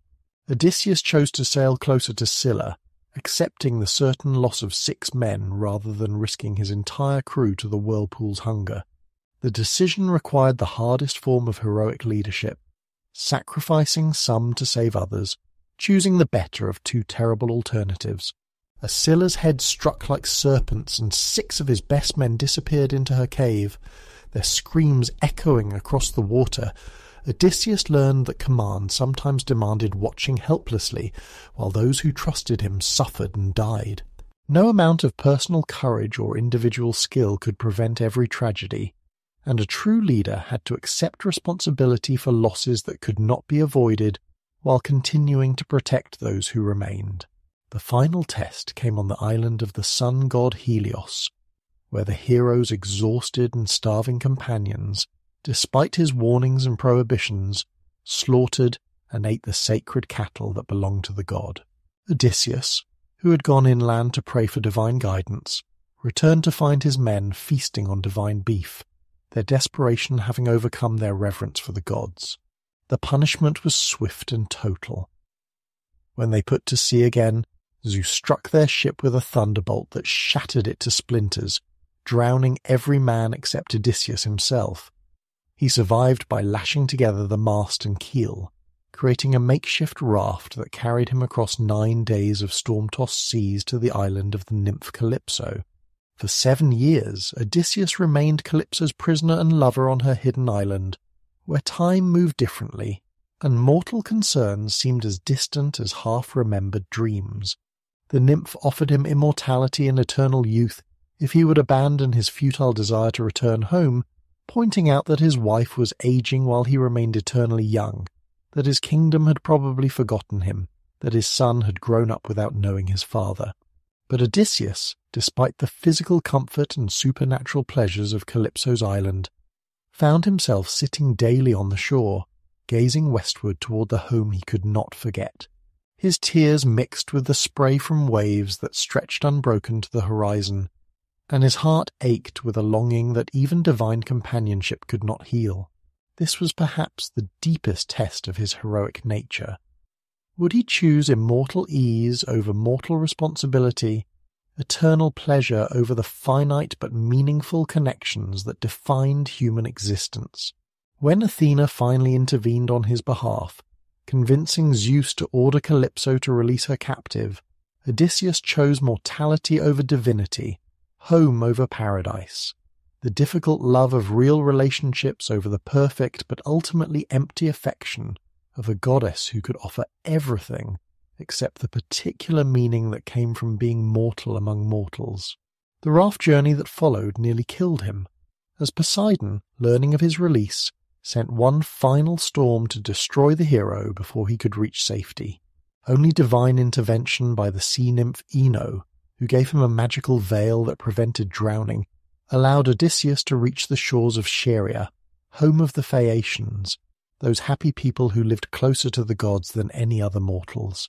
Among the Phaeacians, Odysseus finally found the rest and recognition that had been denied him for so long. King Alcinous and Queen Arete welcomed him with the hospitality that Menelaus had once shown to Paris, but without the tragic consequences that had followed.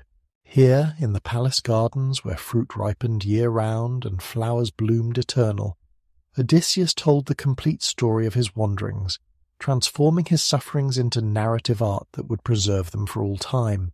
The Phaeacians, moved by his tale and recognizing the divine favor that protected him despite his trials, provided swift passage home on one of their magical ships that could cross any distance in a single night's sailing. But even this final kindness carried a price, for Poseidon, outraged that his enemies had helped his victim escape, turned the Phaeacian ship to stone as it returned to harbour, cutting off that happy people from the outside world forever. When Odysseus awoke on the shores of Ithaca after 20 years of absence, he found his homeland transformed by his long disappearance. Penelope, his faithful wife, was besieged by suitors who had moved into the royal palace and were consuming its wealth while pressuring her to choose a new husband.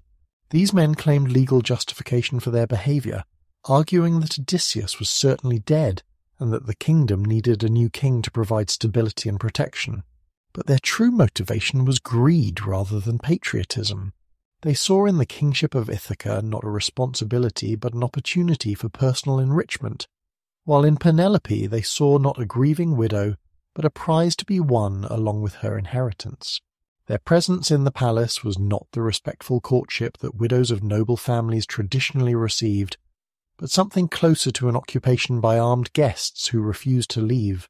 Penelope herself had become a master of delay and deception, using her own form of feminine cunning to postpone the choice she was not ready to make. By day she wove at her loom, creating a burial shroud for Odysseus's aged father Laertes, promising the suitors that she would choose among them when the work was complete. But each night she secretly unravelled what she had woven during the day, ensuring that the task would never be finished. This strategy sustained her for 3 years, but eventually her deception was discovered by treacherous servants who reported her night work to the suitors. Faced with demands for an immediate decision, Penelope proposed a contest that would determine her new husband through a trial that seemed to honour her missing spouse, while actually making the outcome impossible for any ordinary mortal to achieve. She would marry whoever could string Odysseus's great bow and shoot an arrow through 12 axe heads arranged in a perfect line. This bow was no ordinary weapon, but a divine gift that required not merely strength, but the specific combination of skills and knowledge that had belonged to its original owner. None of the suitors could even string it, let alone perform the nearly impossible feat of precision shooting that the contest required. Odysseus, disguised as an elderly beggar through Athena's magic, had been observing the situation in his own palace, learning which servants remained loyal and which had betrayed their absent master. When the bow contest began, he watched with grim satisfaction as each suitor failed in turn, their inability to handle his weapon revealing their unworthiness to claim either his wife or his throne. At the crucial moment, the disguised king requested permission to try the contest himself, claiming that in his youth he had been skilled with the bow and would like to see if age had completely robbed him of his former prowess. The suitors, amused by the old beggar's presumption, granted permission, expecting to enjoy the spectacle of his failure. But when Odysseus took the bow in his hands, it responded to his touch like a living thing recognizing its master. He strung it with effortless ease, tested its pull with the casual expertise of long familiarity, then sent an arrow flying true through all 12 axe heads in a perfect line. Before the echo of the bowstring had faded, he had revealed his identity and begun the slaughter that would cleanse his palace of its unwelcome guests. The battle that followed was less a fair fight than an execution. The suitors, caught unarmed in the hall where they had been feasting, found themselves trapped with no escape while Odysseus and his son Telemachus, aided by 2 loyal servants, systematically cut them down. Those who tried to flee were stopped by arrows that never missed their mark, while those who stood to fight were overwhelmed by the fury of a hero who had spent 10 years dreaming of this moment of justice. When the last suitor had fallen and the great hall was soaked with blood, Odysseus faced the most difficult challenge of all, convincing Penelope that the stranger who had slaughtered her unwanted guests was indeed her long-lost husband. 20 years had changed him, and divine disguises had altered his appearance even more. The woman who had waited so faithfully needed proof that could not be counterfeited, evidence that only her true husband could possibly know. The test came through their marriage bed, carved by Odysseus himself from a living olive tree whose trunk formed one of the bed's posts. When he described this secret known only to husband and wife, Penelope finally accepted that her beloved had indeed returned, and their reunion became a celebration not merely of personal love, but of the fidelity and patience that had sustained them both through their long separation. Yet even homecoming carried its own challenges. Odysseus had to deal with the families of the slain suitors, who demanded justice for their sons' deaths regardless of the justification for the killing. Peace was restored only through divine intervention, as Athena appeared to mediate between the grieving families and their returned king, establishing a resolution that honored both the demands of justice and the necessities of future harmony. The Odyssey represented a new kind of heroic narrative, one that valued cunning over strength, patience over aggression, the bonds of family and community over individual glory. Where the Iliad had celebrated the warrior's code and the pursuit of undying fame through glorious death, the Odyssey explored the equally heroic challenge of surviving to return home, of maintaining identity and purpose through tests that attacked the mind and spirit rather than just the body. Odysseus's journey had taken him to the very edges of the known world, through encounters with gods and monsters that had tested every aspect of his character. He had faced the temptation to forget his responsibilities, the pride that could destroy even the cleverest plans, the necessity of making impossible choices, and the challenge of maintaining hope when all evidence suggested that hope was futile. But most importantly, he had learned that true heroism lay not in the spectacular deeds that won immediate fame, but in the daily choice to remain faithful to one's deepest commitments, despite every pressure to abandon them. His 10-year journey had been a spiritual odyssey as much as a physical one, a process of discovering what remained essential when everything else was stripped away. The reunion of Odysseus and Penelope marked more than the end of one hero's wandering. It represented the triumph of civilized values over the chaos that constantly threatened to overwhelm them, the victory of patient love over immediate gratification, the demonstration that some bonds were strong enough to survive even the most extreme tests that gods or fate could devise. In Odysseus's story, the Greeks created the perfect counterpoint to the Iliad's celebration of glorious death. Here was a hero who chose life over fame, home over adventure, the difficult work of rebuilding over the simple satisfaction of destruction. His journey proved that the greatest heroism might lie not in dying magnificently for abstract principles, but in living faithfully to concrete commitments, not in seeking out impossible challenges, but in meeting unavoidable ones with grace and intelligence.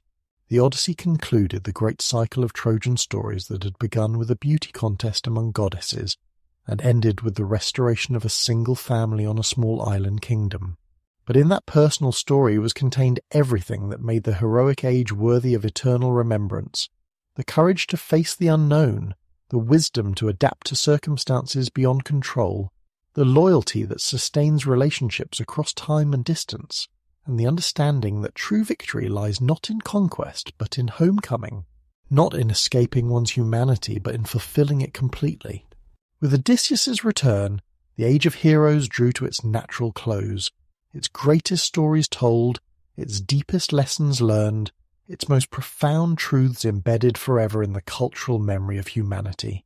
The gods would gradually withdraw from such direct involvement in mortal affairs, leaving future generations to find their own paths to greatness, using the maps that heroes like Odysseus had drawn through their courage, cunning, and ultimate dedication to the bonds that make existence meaningful.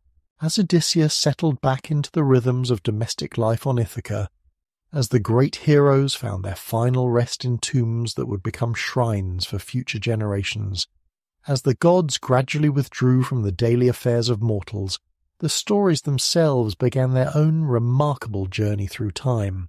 What had begun as living religious experience, as real encounters between divine and human realms, slowly transformed into something entirely new: literature, philosophy, and eventually the foundation myths of Western civilization itself. The transformation was neither sudden nor simple. For centuries after the heroic age had ended, the tales of gods and heroes continued to live in the voices of bards, those professional storytellers who served as the living repositories of cultural memory.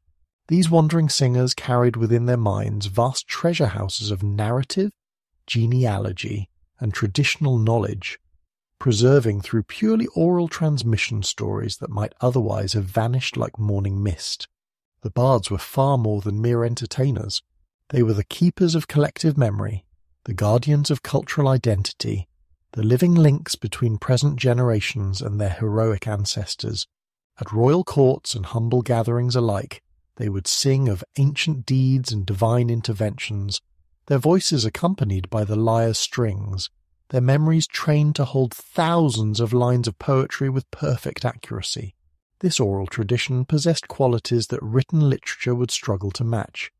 Each performance was simultaneously faithful to ancient tradition and responsive to immediate circumstance, allowing skilled bards to emphasize different aspects of familiar stories depending on their audience's needs and interests. A tale told at a warrior's funeral might stress themes of heroic sacrifice and eternal glory, while the same story shared at a harvest festival could highlight divine blessings and the rewards of piety. But oral tradition, however rich and flexible, remained vulnerable to the accidents of history. Wars could scatter communities and break the chains of transmission.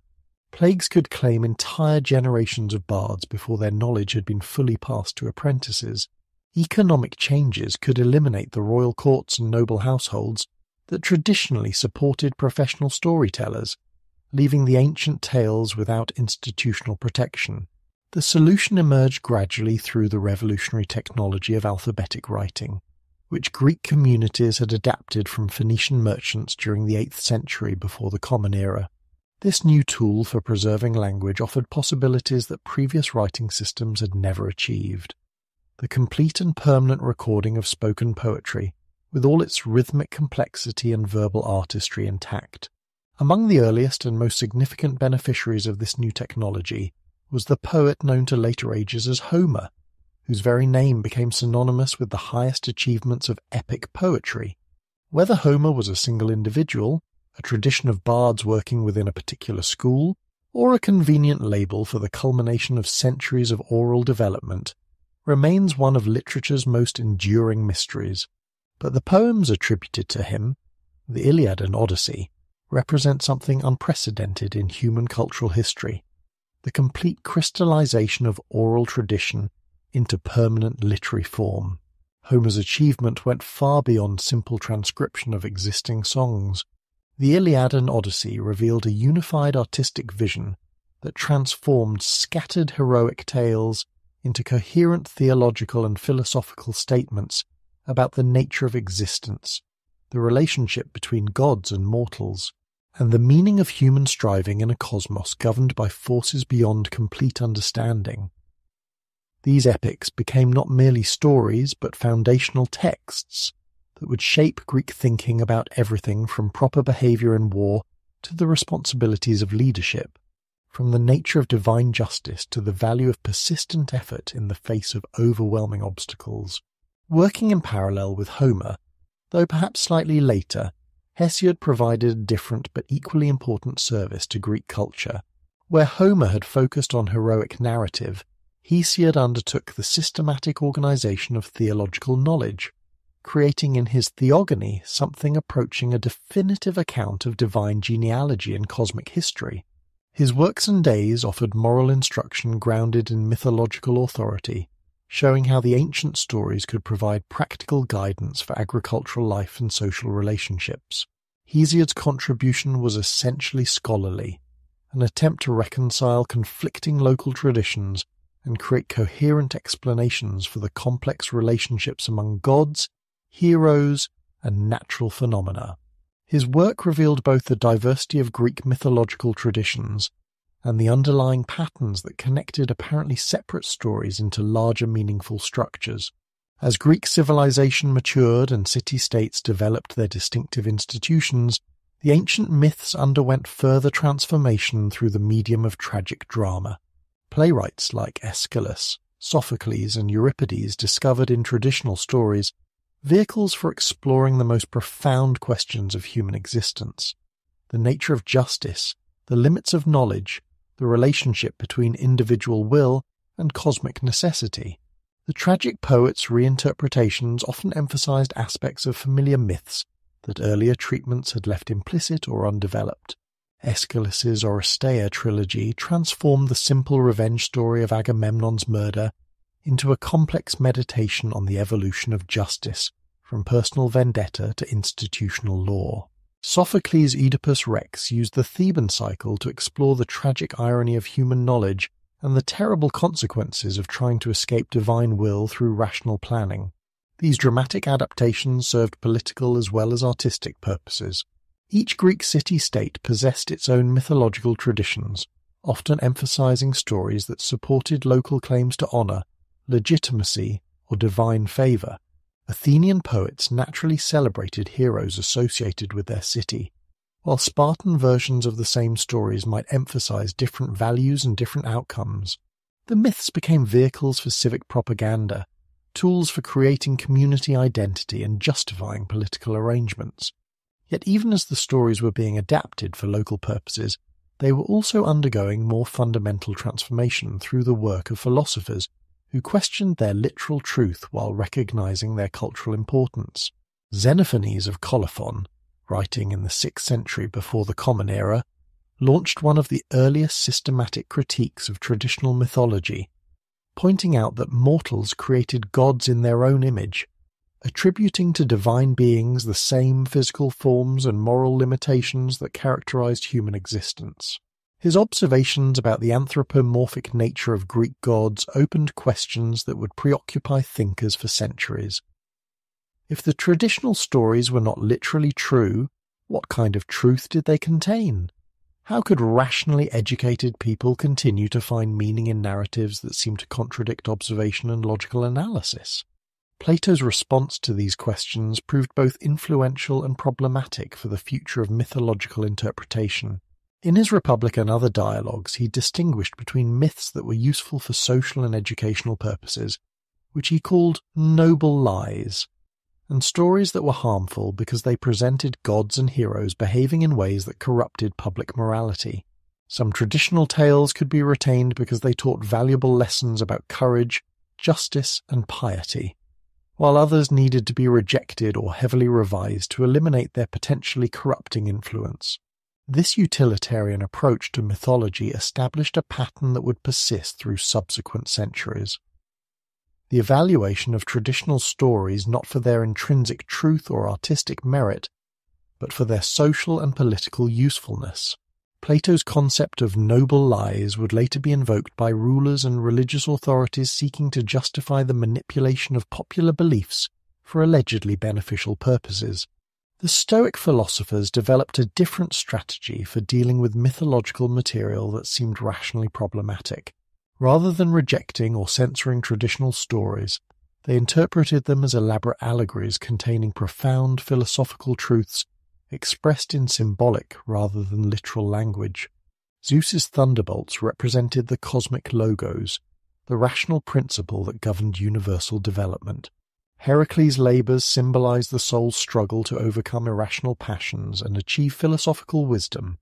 This allegorical approach had the advantage of preserving traditional cultural material while making it compatible with sophisticated philosophical thinking. But it also introduced an interpretive method that could transform any story into a vehicle for any desired philosophical message, making the original meaning of mythological narratives increasingly difficult to recover.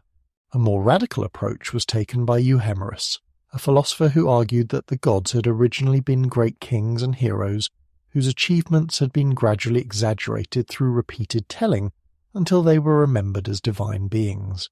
This historical rationalization of mythology suggested that behind every supernatural story lay a core of actual historical events, distorted but not completely obscured by centuries of legendary development. Euhemerism offered an appealing compromise for those who wanted to maintain respect for traditional culture, while avoiding the intellectual embarrassment of believing in obviously fictional supernatural events. But it also reduced the gods to mere mortals, stripping mythology of the transcendent dimension that had made it religiously meaningful in the first place. The Neoplatonic philosophers of late antiquity developed perhaps the most sophisticated approach to mythological interpretation, viewing traditional stories as complex symbols pointing toward mystical truths that could not be expressed through ordinary rational discourse. For thinkers like Plotinus and Proclus, myths were not primitive attempts at scientific explanation, but advanced spiritual technologies designed to lead properly prepared minds toward direct experience of divine reality. This mystical interpretation of mythology would prove influential for later religious and esoteric traditions, but it also completed the transformation of Greek myths from popular religious narratives into specialized philosophical texts, accessible only to highly educated elites. As Greek culture spread throughout the Mediterranean world following Alexander's conquests, mythological stories encountered new cultural contexts that transformed them yet again. Roman adaptation of Greek mythology represented more than simple translation. It involved the systematic integration of Greek divine personalities with existing Roman religious traditions and political requirements. The Romans identified their own ancient gods with Greek Olympians, creating composite deities that combined familiar Latin names with elaborate Greek personalities and stories. Jupiter became Zeus, Mars took on characteristics of Ares, and Minerva merged with Athena. But these identifications were never complete. Roman religious sensibilities emphasized different aspects of divine nature than Greeks had stressed, leading to subtle but important changes in how the gods were understood and worshipped. Virgil's Aeneid represented the most ambitious attempt to adapt Greek mythological material for Roman imperial purposes. By tracing the origins of Rome back to the Trojan War, Virgil created a national epic that rivaled Homer while supporting Augustus's political program. Aeneas, the pious Trojan hero who founded the Roman race, embodied virtues that Augustus wanted to promote among his subjects: duty to family and state, acceptance of divine will, and willingness to sacrifice personal desires for collective good. The Aeneid succeeded brilliantly as both literature and propaganda, but its success also demonstrated how completely mythological narratives could be transformed to serve contemporary political needs. The same stories that had once celebrated Greek heroic individualism now supported Roman imperial collectivism, proving the remarkable flexibility of mythological material when handled by skilled interpreters. Ovid's Metamorphoses offered a different model for mythological adaptation, one that emphasized artistic playfulness over political utility. His vast collection of transformation stories, drawn from Greek sources but presented with Roman wit and sophistication, treated traditional myths as raw material for literary entertainment rather than sources of religious or philosophical truth. This aesthetic approach to mythology would prove enormously influential for later European culture, providing Renaissance and modern artists with a treasure house of narrative and symbolic resources. As the Roman Empire developed and evolved, Greek mythology continued to adapt to changing religious and intellectual circumstances. Mystery cults that promised personal salvation through initiation into secret divine knowledge incorporated mythological narratives into their rituals, transforming stories of death and resurrection into sacramental experiences that offered immortality to properly prepared participants. The gradual spread of Christianity throughout the Roman world created new challenges and opportunities for mythological interpretation. Christian apologists like Justin Martyr argued that pagan myths contained distorted memories of biblical truths, while critics like Augustine dismissed them as dangerous delusions that diverted attention from genuine spiritual realities.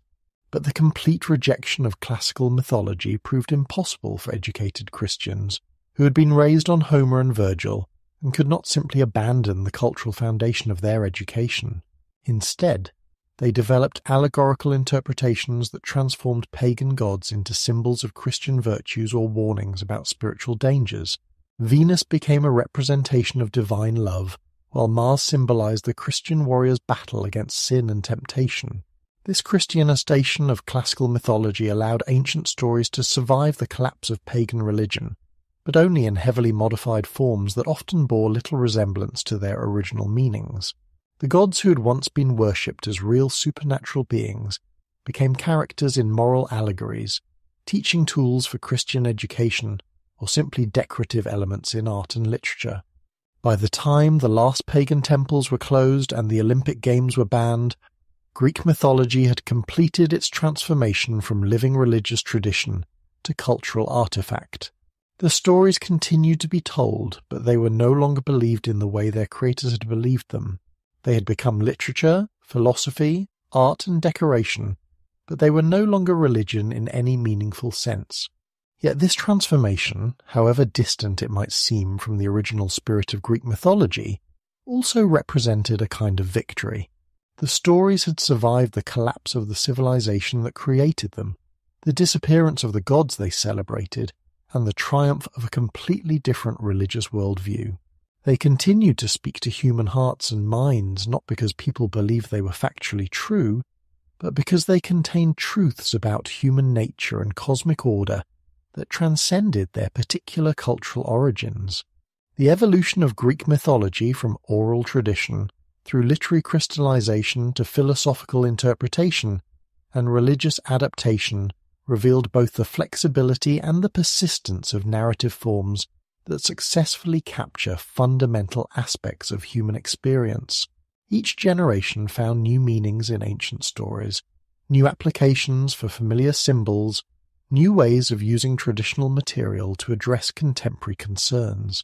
This continuous process of reinterpretation ensured that Greek mythology would remain a living force in human culture long after the last believer in Zeus had died, long after the last temple to Athena had crumbled, long after the Greek language itself had evolved beyond recognition. The myths survived because they were capable of carrying meanings that their creators never intended, of speaking to concerns that their original audiences never imagined, of serving purposes that no ancient bard or philosopher ever envisioned. In their endless adaptability lay both their greatest strength and their most profound limitation. They could become anything that skilled interpreters wanted them to become, but in the process they sometimes lost connection to whatever original insights had made them worth preserving in the first place. The price of cultural survival was often cultural transformation so complete that survival and death became difficult to distinguish. As centuries turned into millennia and the world itself transformed beyond anything the ancient Greeks could have imagined, their stories continued their own remarkable journey through human consciousness. The gods who had once ruled from Olympus now resided in a different kind of immortality, not as objects of worship but as permanent residents of the human psyche, archetypal patterns that seem to emerge spontaneously in every generation, regardless of cultural background or historical circumstance. The 20th century brought unprecedented insights into why these ancient narratives retained such persistent power over human imagination.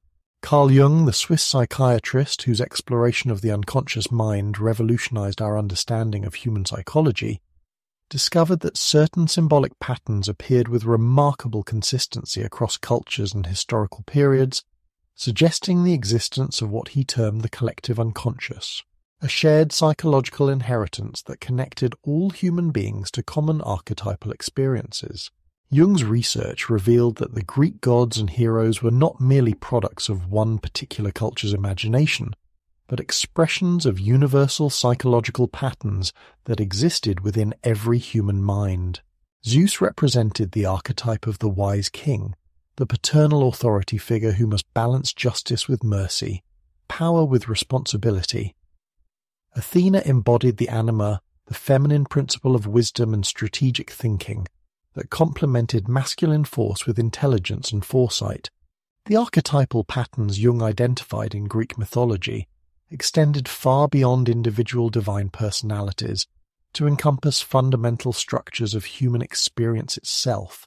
The hero's journey that Odysseus exemplified became recognizable as a universal pattern of psychological development, the process by which individuals separated from childhood security, faced trials that tested their character and abilities, and returned transformed with wisdom that could benefit their communities.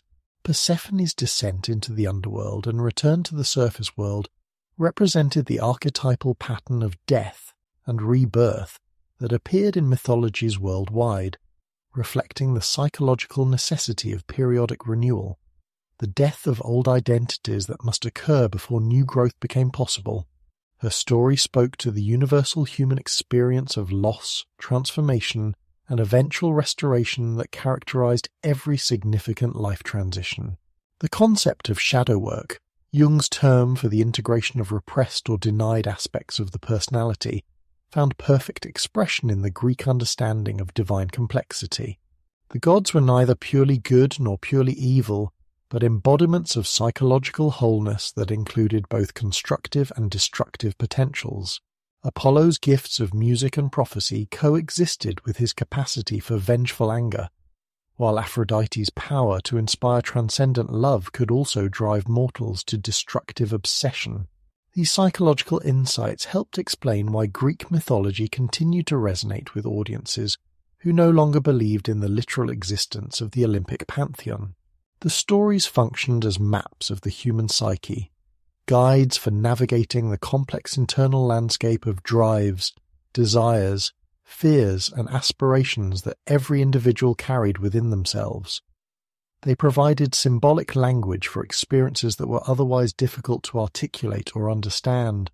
The Renaissance marked the beginning of a new chapter in mythology's cultural journey, as humanist scholars rediscovered classical texts and found in them alternatives to the medieval worldview that had dominated European thought for centuries. The gods and heroes returned not as objects of worship but as symbols of human potential, representations of the dignity, creativity, and intellectual achievement that Renaissance thinkers wanted to celebrate and emulate.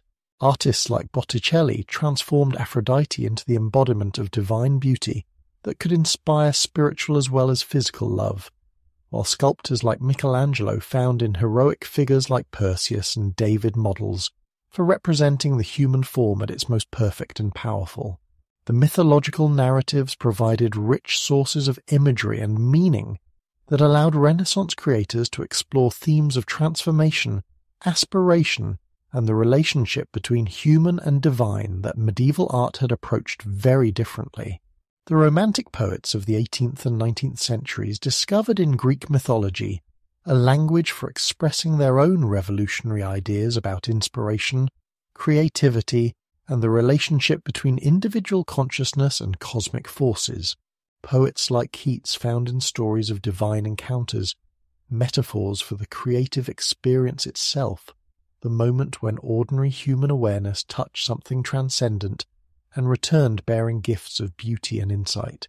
Percy Shelley's Prometheus Unbound transformed the Titan's story into a revolutionary allegory about human liberation from tyrannical authority, while Lord Byron used mythological themes to explore the darker aspects of heroic individualism, the pride and passion that could elevate mortals to godlike heights or destroy them completely.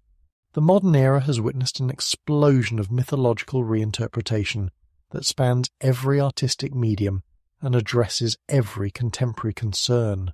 Novelists from James Joyce to Madeline Miller have found in ancient stories frameworks for exploring modern psychological and social realities, demonstrating the remarkable capacity of mythological narratives to contain and illuminate experiences their creators never imagined.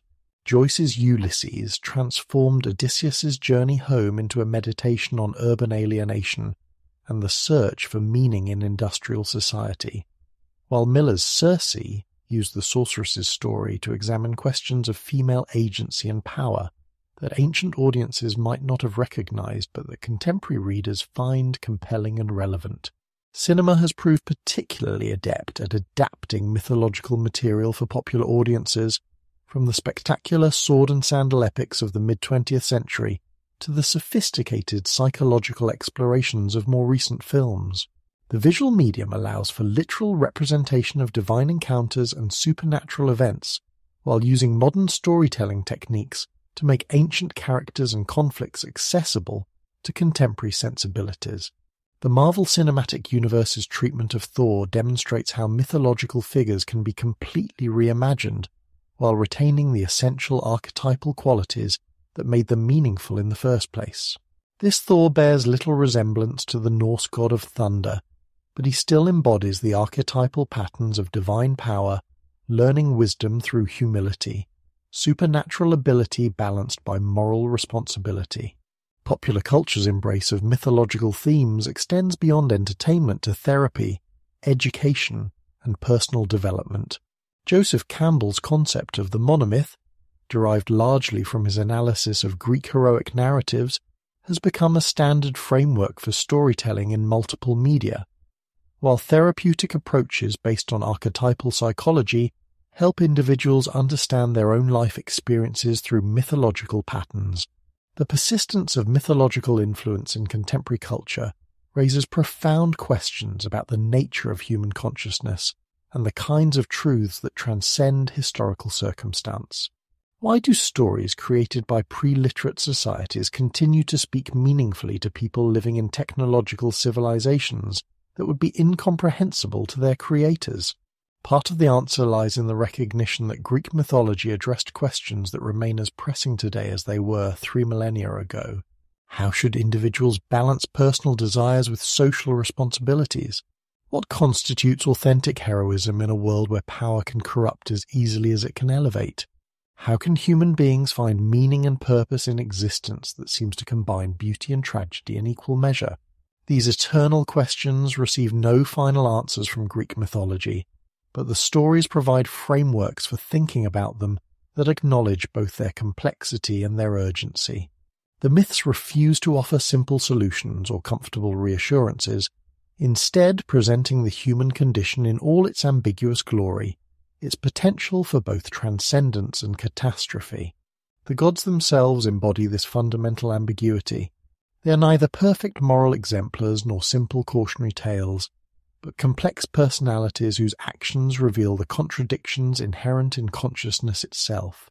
Zeus is both wise ruler and compulsive seducer, Athena both patron of justice and partisan supporter of favoured mortals, Apollo both healer and destroyer, bringer of both plague and cure. This psychological realism, this willingness to present divine figures as embodying the full spectrum of conscious and unconscious motivations, gives Greek mythology a depth and authenticity that more morally simplistic religious systems sometimes lack. The gods are recognizably related to human experience while remaining genuinely transcendent, familiar enough to be comprehensible but strange enough to inspire wonder. Perhaps most importantly, Greek mythology preserved and transmitted insights about the relationship between individual consciousness and cosmic order, that remain relevant regardless of specific religious or philosophical commitments. The stories demonstrate that human beings are neither completely autonomous agents creating their own destinies through will alone, nor helpless victims of forces completely beyond their control or understanding. Instead, they present existence as a dynamic relationship between choice and fate, individual agency and cosmic necessity, human aspiration and divine limitation. Heroes achieve greatness not by transcending these tensions, but by learning to navigate them with wisdom, courage, and acceptance of the ultimate mystery that surrounds conscious existence. The tragic dimension that permeates even the most triumphant mythological narratives reflects this fundamental insight about the human condition. Victory and defeat, joy and sorrow, creation and destruction are not separate experiences but different aspects of a single, complex reality that must be accepted in its totality rather than selectively embraced or rejected. This tragic wisdom, this recognition that existence involves unavoidable suffering as well as genuine transcendence, provides one of mythology's most valuable gifts to contemporary culture. In an age that often promises easy solutions and permanent happiness, the ancient stories remind us that authentic fulfillment requires engagement with difficulty, that meaningful achievement demands sacrifice, that wisdom comes through experience rather than explanation. The eternal legacy of Greek mythology lies not in any specific beliefs about supernatural beings or historical events, but in its demonstration of how symbolic narrative can capture and preserve insights about consciousness and cosmos that remain valid across vast spans of time and cultural change. The stories survive because they contain truths that each generation must rediscover for itself, patterns of meaning that cannot be reduced to simple propositions, but must be experienced through imaginative participation in narrative structures that engage the whole person rather than just the rational mind. In our contemporary world, where scientific materialism and religious fundamentalism often seem to exhaust the available options for understanding reality, Greek mythology offers a third alternative, symbolic realism that acknowledges both the objective existence of mystery and the subjective necessity of meaning. The gods may not exist as literal supernatural beings, but they remain accurate maps of psychological and cosmic territories that every conscious being must navigate. As long as human beings continue to ask fundamental questions about identity, purpose, love, death, justice, and transcendence, the ancient stories will continue to provide resources for exploration and understanding. They are not answers to these questions, but invitations to engage with them more deeply, not solutions to the mysteries of existence, but celebrations of their inexhaustible richness. From the first stirring in primordial chaos to the final homecoming of Odysseus, from the cosmic succession of divine dynasties to the intimate struggles of individual heroes seeking meaning and glory, Greek mythology remains what it has always been, humanity's most complete and compelling attempt to map the territory where consciousness meets cosmos, where the finite encounters the infinite, where mortal aspiration touches eternal mystery. The river of memory that began with Gaia's first breath continues to flow through human consciousness, carrying these ancient stories toward futures we cannot imagine, but somehow already know, because the deepest patterns of human experience remain constant even as their surface expressions change beyond recognition. In that continuity lies both our connection to the past and our hope for the future, both our inheritance from those who came before and our legacy to those who will follow. The eternal questions remain eternal, and the ancient stories continue to offer their timeless wisdom to any who have ears to hear and hearts to understand. As our long journey through the realms of Greek mythology draws to its close, we find ourselves standing not at the banks of Lethe, that river of forgetfulness that flows through the underworld, but at the shores of its opposite, the eternal stream of memory that has carried these ancient stories across more than 3 millennia of human experience. Where Lethe's waters erase the past, this river of remembrance has preserved it, transforming what might have been forgotten into humanity's most enduring inheritance. We began in chaos, that primordial void where nothing yet existed except potential itself. From that darkness emerged Gaia and Uranus, Cronus and Rhea, Zeus and all the Olympians, each generation building upon the foundations laid by those who came before. We witnessed the birth of heroes who dared to bridge the gap between mortal and divine, who faced impossible challenges not because they were certain of victory, but because they understood that the attempt itself gave meaning to existence. Through Thebes we learned that even the greatest cities could be brought low by the weight of ancient curses, that fate and free will danced together in patterns too complex for mortal understanding. At Troy's walls we saw how personal choices could ignite conflicts that consumed entire civilizations, how the theft of a single woman could bring down the mightiest fortress ever built. In Odysseus's wanderings we discovered that the longest journey was often the one that led home, that true heroism lay not in conquest, but in the patient work of restoration and renewal. These stories have survived the collapse of the civilization that created them, the transformation of Greek city-states into Roman provinces, the rise of Christianity, the fall of empires, and the birth of the modern world. They have adapted to each new age while retaining their essential truths, proving that certain insights about human nature transcend the particular circumstances of any single historical moment. In our contemporary world, where the pace of change seems to accelerate beyond comprehension, where new technologies emerge faster than wisdom can guide their use, these ancient narratives continue to offer what they have always provided: maps for navigating the fundamental challenges of conscious existence. They remind us that courage remains valuable even when the monsters change their forms, that love continues to transform lives even when the gods no longer walk visibly among mortals, that wisdom must still be earned through experience rather than simply downloaded from digital sources. The eternal cycle continues: creation, struggle, transformation, and renewal.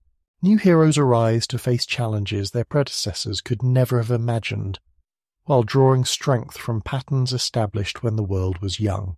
The gods may have withdrawn from direct intervention in human affairs, but the archetypes they represent remain active in every human heart, the divine sparks that kindle both aspiration and art, both achievement and tragedy. Greek mythology persists because it captures something essential about what it means to be conscious, in a universe that is simultaneously beautiful and terrifying, meaningful and mysterious.